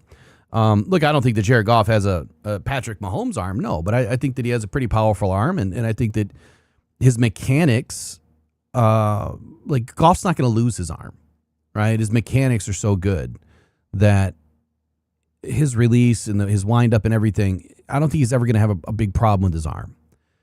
He's going to be able to have that arm until he's 40, and guys like Brock Purdy too, good release, and his mechanics are solid. And I think that'll protect his arm. Most importantly, his rotator cuff, right? I think it's going to be protected. Other players, not so much with the way that they throw the football. Matthew Stafford's arm has just been shredded. He throws those sidearm balls all the time, and that wreaks havoc on your throwing mechanics. So I think that when you make a trade like this, you're looking at how do I get younger? How do I save some money? And then I also add another pick into the first round. And you're bringing in a player that can play. You're bringing in a player that can mesh well. And I think that's what you're looking at. Do I think it's going to happen? Hell no. The Jameson Williams one, I think there's more to that. I think there's more to that. So anyway, final of the day. Then you might as well trade away Gibbs. No, that I can't do. And that one ain't going to happen. Could you imagine the haul they would get for Gibbs if they traded him right now with his 5th-year option coming up? He's so super cheap right now, at least for this year, and they trade him away right now. Could you imagine the haul you would get for him right now, since he is one of the reasons that people are looking at Jeremiah Love going so high in the draft? What if you went to who do you think is going to take Jeremiah Love up at the top of the draft? They get on the board and you say, okay, you can have Gibbs right now, plus 2 future first-round picks, and we'll give you Gibbs right now. He's proven, and we'll take Jeremiah Love instead. Would you do it? Say that again? So let's say we get down to to number 4 in the draft to the Tennessee Titans. Yep. Okay. Jeremiah Love's still on the board. Mm-hmm. They're about to pick him. And they give you a call and say, we'll give you this year's first round pick, next year's first round pick, and second round pick for Jahmyr Gibbs or something crazy. They'll give you a whole bunch of stuff for Gibbs, and you guys can pick Jeremiah Love right here. Would you do it? Probably. Yeah, because like what I said earlier, it's 'Cause easier to running backs are easier to replaceable. replace a running back and a quarterback, or one running back and a receiver, and replace their, their production. They obviously have to be good players, but yeah, I mean Jeremiah Love is the next Jahmyr Gibbs and probably better.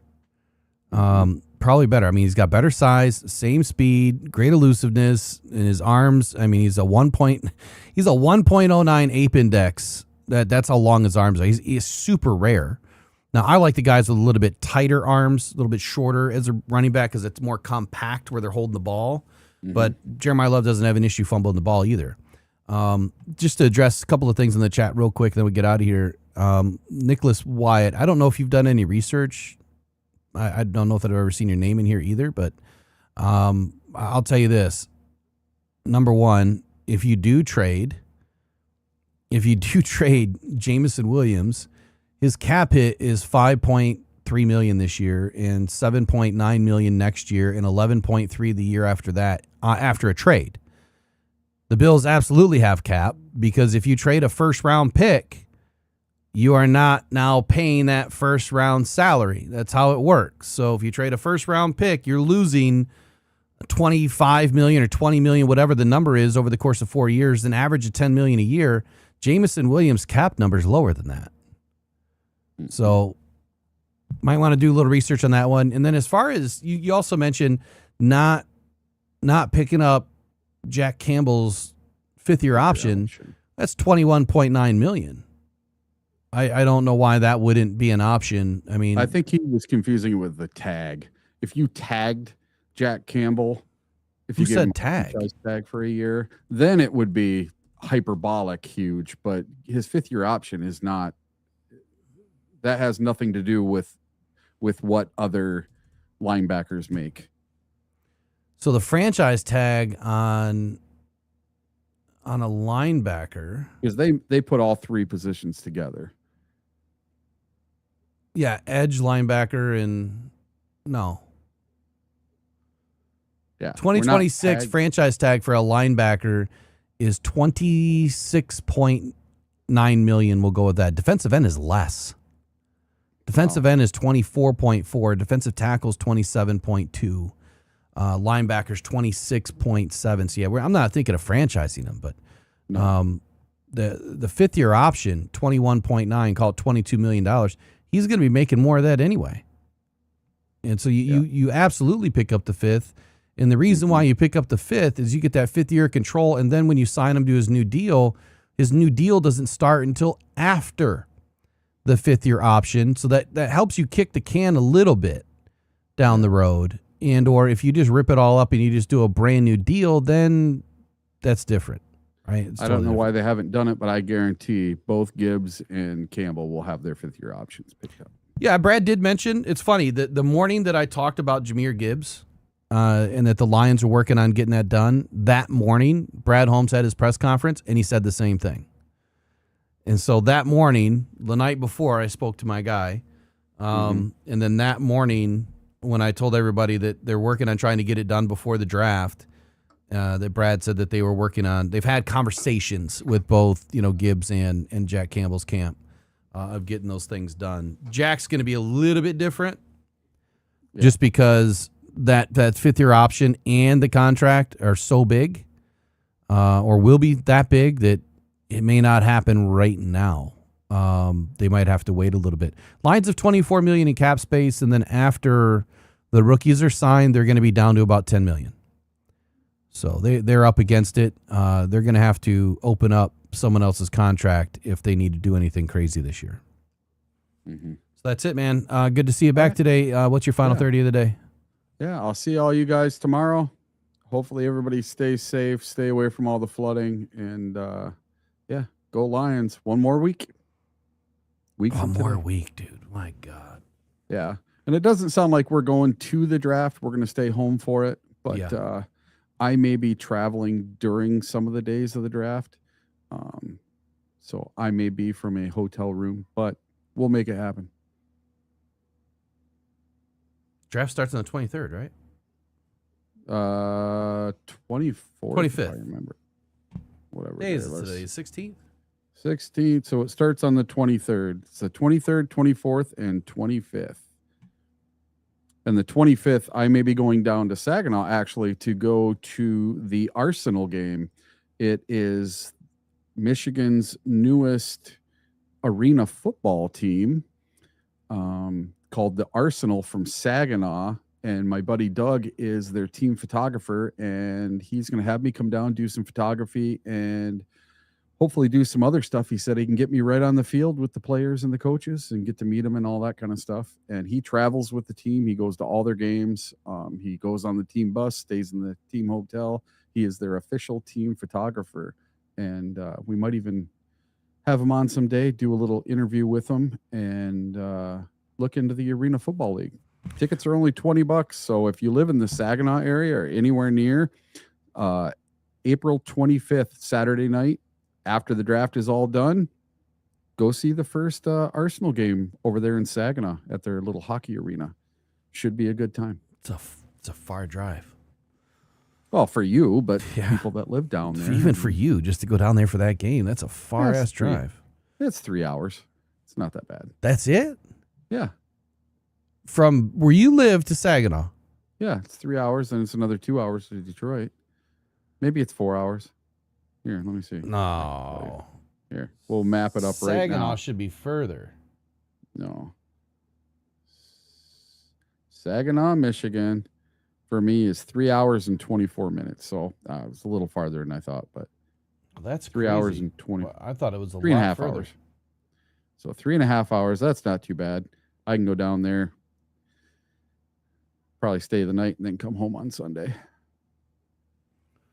All right. Well, we'll see what happens with these trades. What did I do last night? I forget what video I put out last night, but I got a few more videos popping out today. I'll recap some trades. I'll recap actual trade values back and forth and how that looks.